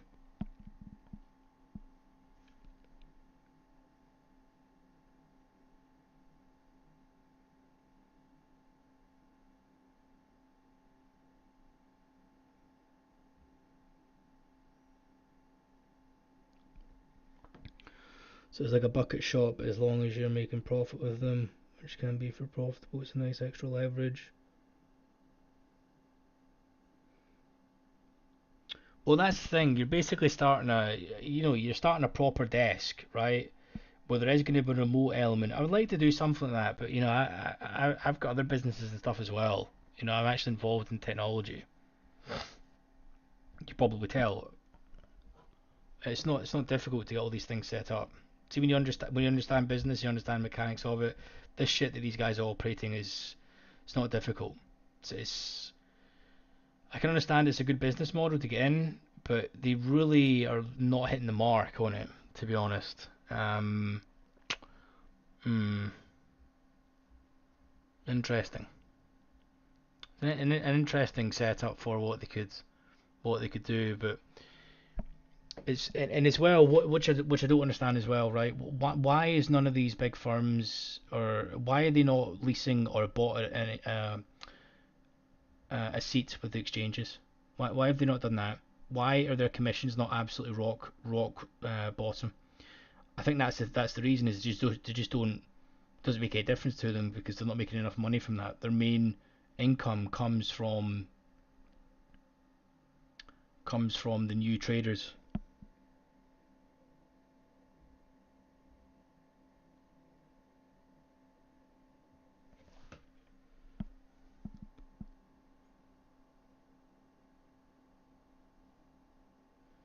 Exactly, exactly, dude. It's really, really not difficult. I can honestly see to set up, and I actually saw something absolutely bonkers, right? Right, I'm gonna show you this. Right, I've got a tool here. Let me quickly go into this. Is it Fast Track Trading? Fast Track dot fasttracktrading.net. Right, here it's here. I've got a tool here. You go into this. It's called Wapalizer. It tells you the website it's built on. If you guys can see this. Um, so they've changed this as well, so you can see all their setup. If they were doing it, it was on WordPress. I'm going to go in plans. I mean, this is crazy expensive for the current market, right? $179. By now, I want to see what their stuff's running on. Um, terms, just click these buttons. Data, click, click, click. Right, proceed. Is there a payment set up in here? No. Unbelievable. So you're going to this company that's an online prop firm, and these guys have not even fucking honestly, man. Get your finger out. I mean, seriously. So they've got WordPress and WooCommerce, right? This is, I'm not joking. You can go and get some guy on People Per Hour to set this up for 200 quid. I saw this guy make an outlandish statement that this website cost like 20 grand to make. I mean, unbelievable scenes that someone can even state that. Seriously. credible. This is a setup. They're not even. I'm not here to bash these guys with no affiliation to any of them, right? Any of these companies. But at least at least go to Stripe. Go to Stripe or whatever. Pay 3%. Get yourself set up. But here's the trouble. This is a quite a fruity. It's quite a fruity. It's an SIC code. It's basically what they're doing business as, right? It's kind of weird. I don't think processors are going to like this, to be honest. But anyway, I was curious.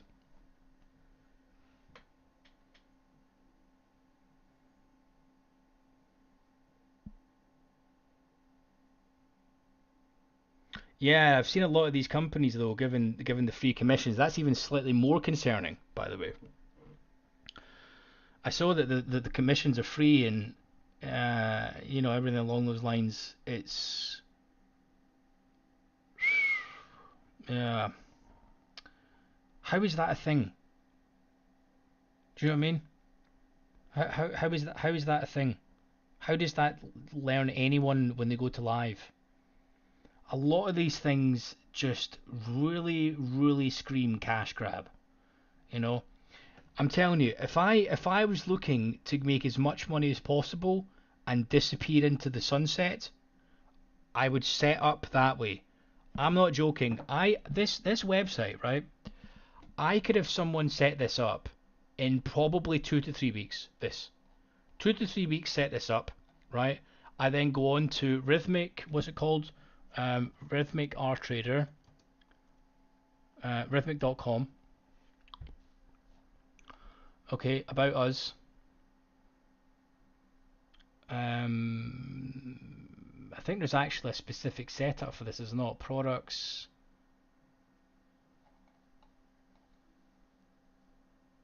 Funding evaluators. That's the one.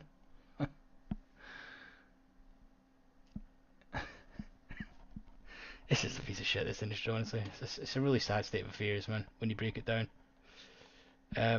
So, basically, RTrader, Rhythmic specializes in providing top-of-the-line direct market access trade execution software to help traders succeed in today's fast-paced markets. We also partner with funding evaluators, sometimes known as prop firms, to provide promising traders with the funds they need to start trading. So what they're saying here is they give the traders some desktop and laptop access. They'll have some APIs, which is what TopStep will be using to try and activate them a little quicker, whereas fast track trading will just be sending them a CSV file. Now this is the part, risk management screens. Okay, these firms will have a back-end access to this where they can probably load them on themselves, is the setup. So just to show you how very simple this is done, I go and get a web developer. I probably pay him, I don't know, this would probably cost a thousand quid or something to set this up, tops, right? I then make some calls. I do the same to Tradeovate, see what the pricing is. There's probably maybe going to be a contract in place, maybe see how nice they are, just depends, and then you factor all of that in. Really not difficult to start up. And to top it off, this company has not even went through underwriting with a processor. Craziness. I'm not just going on against fast track trading and stuff. Like, I think they're all pretty much the same, but it's yeah.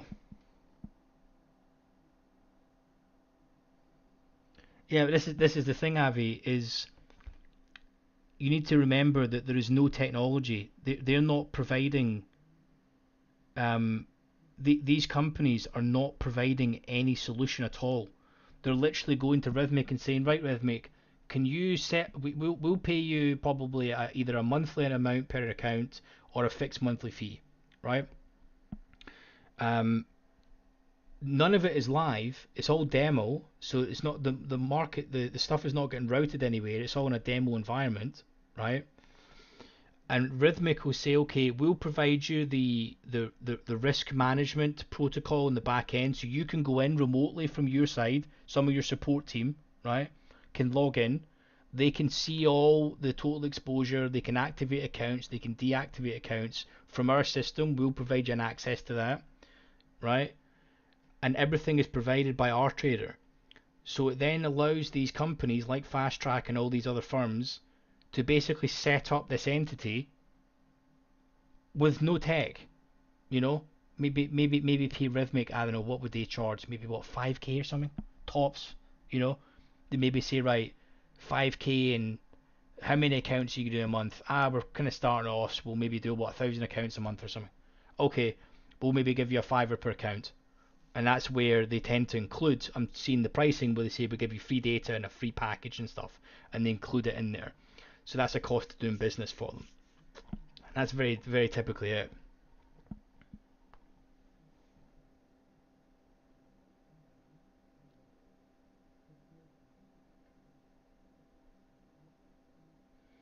Exactly. You would need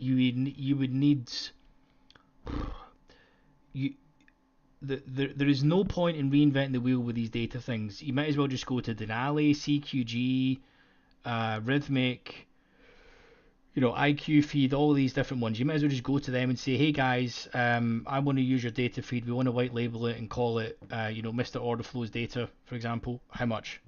And they'll be like, right, sound. Here's our APIs. No problem. Is it, do we need to pay to white label this product, or is it give a monthly fee? That's how the world works. Um, it's just how the world works these days, especially in finance. Everything is white labeled.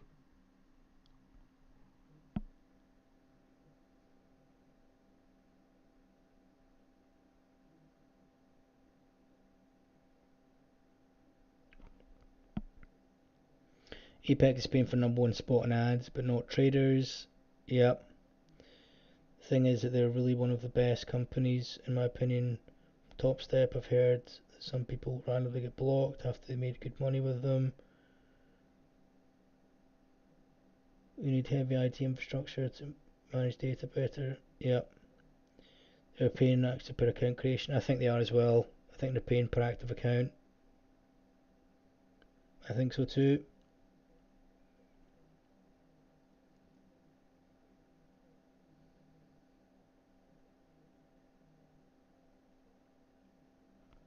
How much are my evals? Oh, great. So, I need to think about how many I can basically entice. So I know 90% will fail. So how much revenue do I want to bring in? That's the question. I don't even know how you'd price that model, honestly. Um, it's, what is it? What actually makes sense is, see this activation fee. It is literally so crucial for them, um, because you can basically say to yourself, right, here's the rules. I ran a neutral survey in this. Majority of people in prop are not funded, and if they are funded, they don't last more than 3 months. That's the stats. You can pretty much bucket 95% of people in those buckets, right? And not funded at all, or blow it within,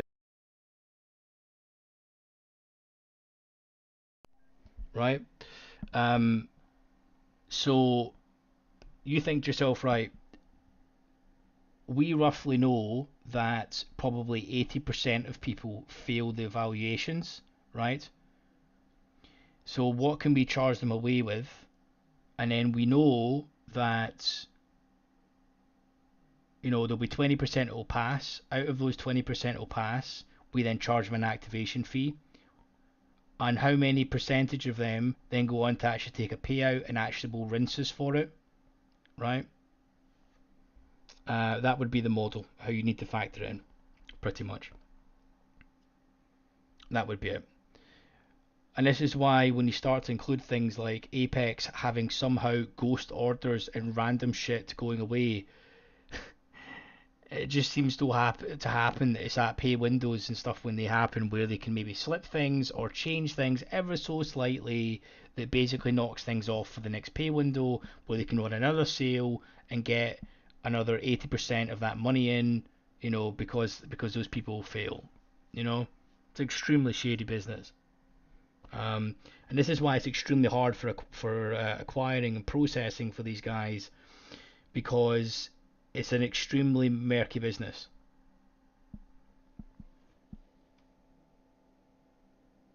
Hey Mikey boy, how's it going? I forgot the resets as well. I mean, it's literally free money for them, you know.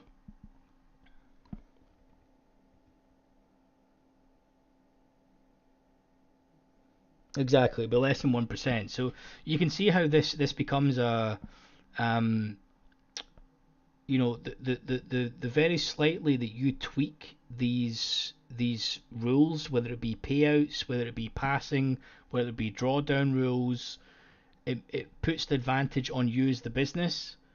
Um, and then Top Step, for example, have even an even step further when they're like, right, see the ones that actually make money, we'll try and encourage you to put you in a live environment as well, so that we can try and, if you actually are really good, over time we can try and get our money back, pretty much. Um, but 90% of the revenue of these businesses is made from the people failing. That's just the way it is. Um, you know, it's a weird one, to be honest. I don't know how you'd flip this industry in its head, because it's the trouble is the conversation that we're having right now is it's pretty direct, right? It's we're really being brutally honest and chopping this industry straight in its head, right? Probably 85% of people that are trading this, don't even understand what a bid and offer is. Never mind explaining these parts of the industry.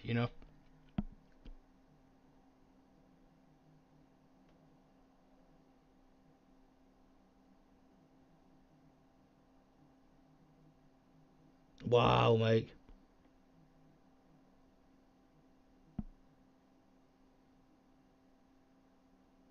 that's crazy, dude.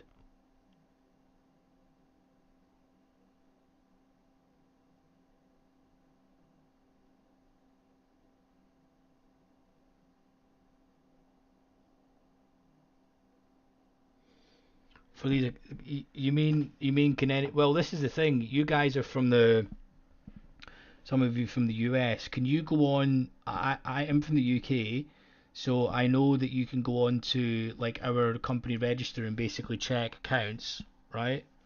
I don't know if you can do that for like Apex. Can you go on to the like local state and pull financial accounts for the LLC? Can you do that? Because you'll be able to, it should be public information, right? You need to file accounts, like it'll probably be micro company accounts or something. I can't imagine the Apex being audited.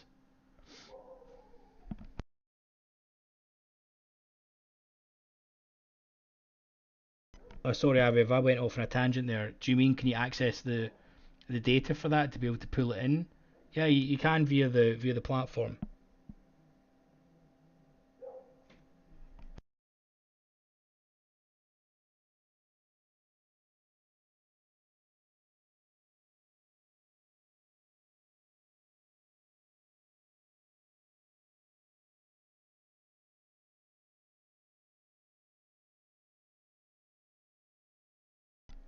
The financial accounts. Yeah, I'm not too sure, dude. I don't know if you can have a look. I mean, I did some digging into.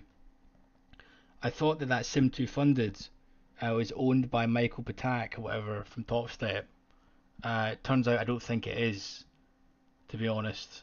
Um, just seems I cannot fathom a guy that runs the leading prop firm company going to a white label platform with no clients to integrate trading view charts.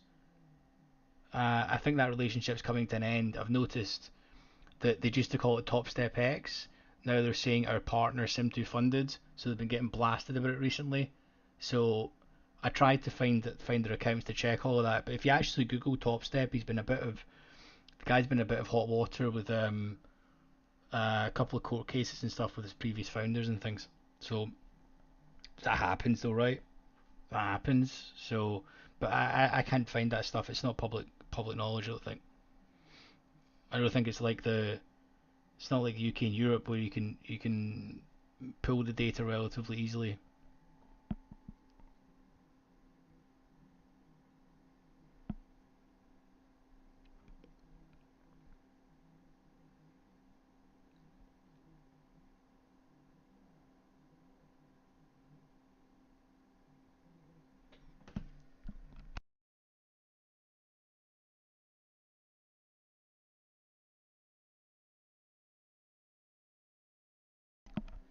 No, so sim. In fact, what am I saying?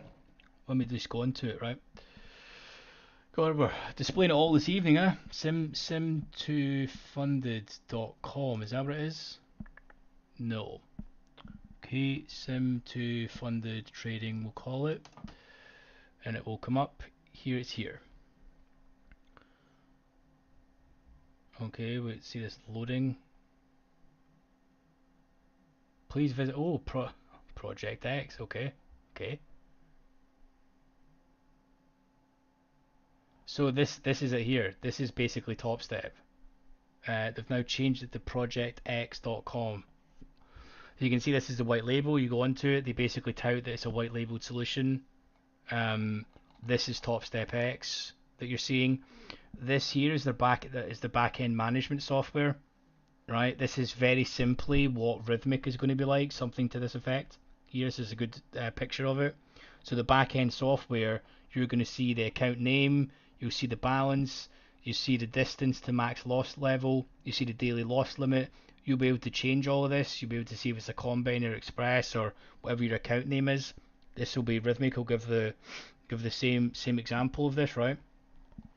And all this is basically a depth of market with TradingView integrated. It's literally TradingView charts, right? See this?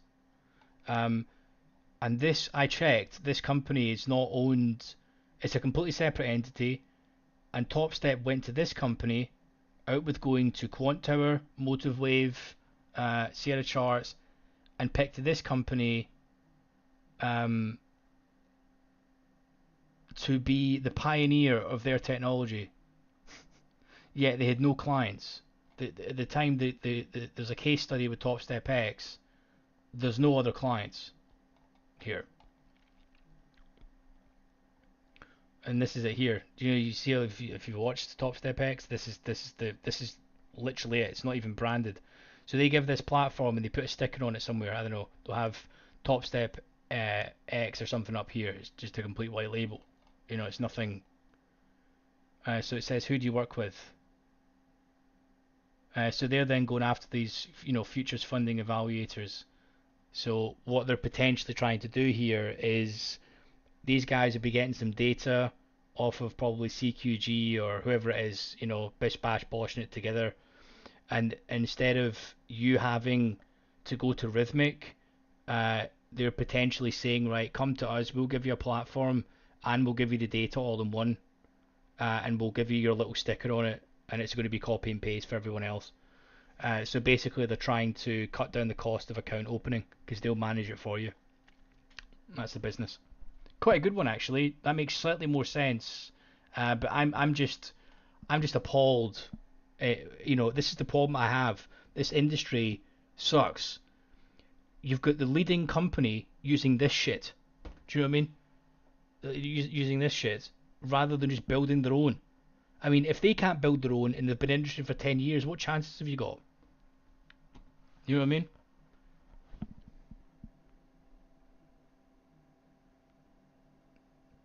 Plus, oh, I don't know. Don't know about that. I don't even know if they provide.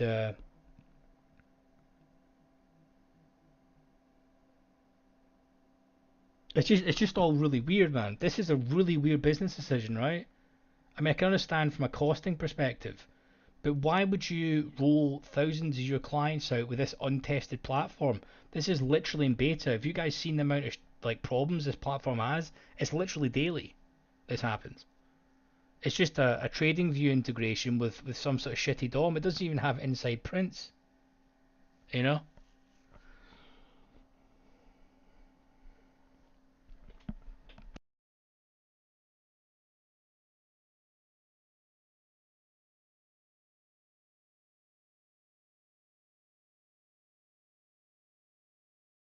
So what I was thinking to myself was this made really, really good sense if this company was owned by TopStep and TopStep was pivoting into the software side of the industry, right?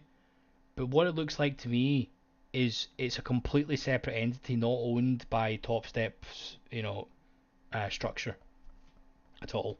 And if it is, it just doesn't make it. It's just a complete highlight of why this industry in prop is going to be driven to the ground, in my opinion. You know, you've got one of the ones that's been around the longest with the most funds and most ready available cash that is not even willing to go and bring in, a team of developers to develop something if you're going to go down that line, or at least go with something that's a little bit more tried and tested. Do you know what I mean? But anyway, you can actually see the background here. This is literally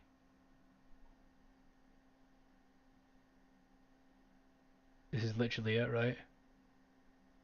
If you guys can see that too well, but you can see what have they got up: Nasdaq 100 tick chart, S&P 15-minute, and it's literally just trading view set up where you've got a DOM and I don't know, some sort of time and sales set up. Interesting.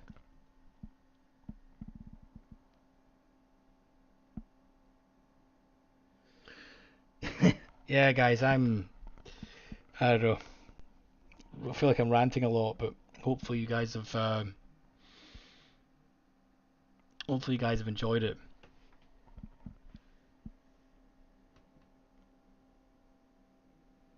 I'm not surprised they're bad, dude. I wouldn't, knowing how this is set up behind the scenes. I would be surprised if they were good, to be honest. Rather than the other way. I expect them to be shit. Do you know what I mean? It's to be expected. It's a shock. It's a shocking business decision. Shocker. You know. Um. It just doesn't make any sense. It's like you pay for something that's more tried and tested. You don't. It's just weird. It's a weird setup, to be honest. They must have literally said to TopStep, we'll give it to you for free.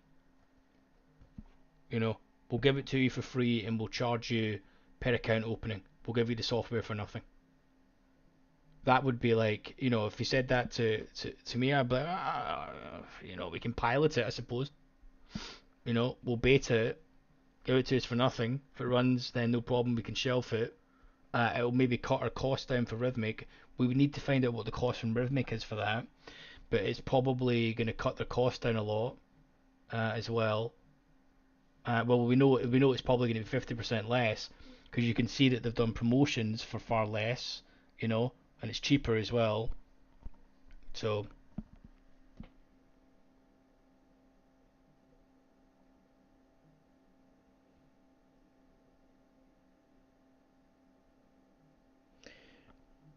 yeah, and Rhythmic they're fine. Yeah, exactly. But this is the thing. I, I don't know.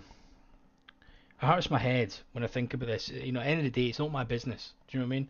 It's not me that's running the business, so I can't. It's just weird. But then here's the thing: I'm not running a prop firm company, right? So I should go and take my opinion and ram up my ass. Do you know what I mean?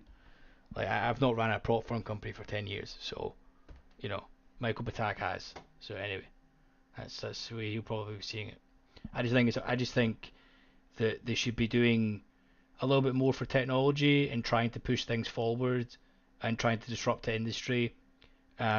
Because the trouble is, the barrier to entry is still so low for these prop firms.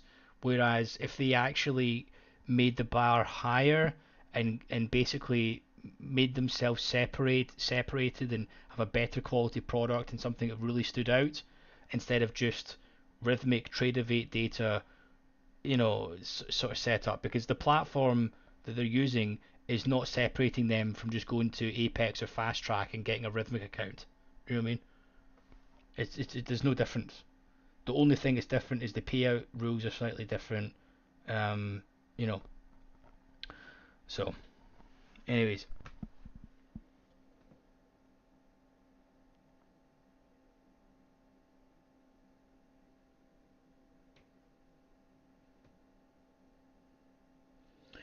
Yeah, no, I think I agree with you, dude. But the thing is, it's not owned by Topstep though. That's the thing. It's not their technology. I'm completely with you if they had built that themselves. Do you know what I mean?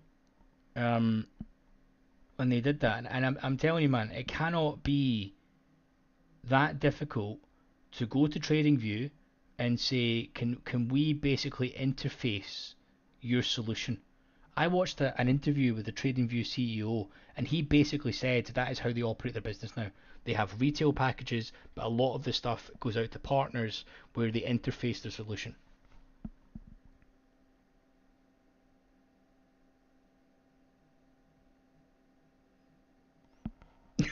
Steve, Agent Gooch Gilson.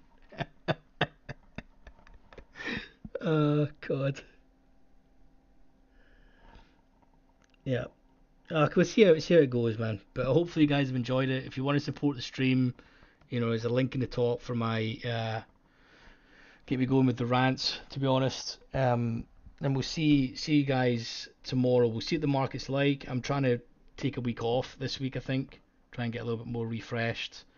Um, we'll see because I think with FOMC week and stuff and just more data and not really much volume coming into August. It's pretty much this is the holiday month in the UK at least anyway. Um, so I suppose now a really good time to take some time off. And I've traded for the last number of months solid. So we'll see. But I would come on with you guys and we can hang out. I've basically now been ranting now for gosh, I think literally 2 hours I've ranted to you guys. So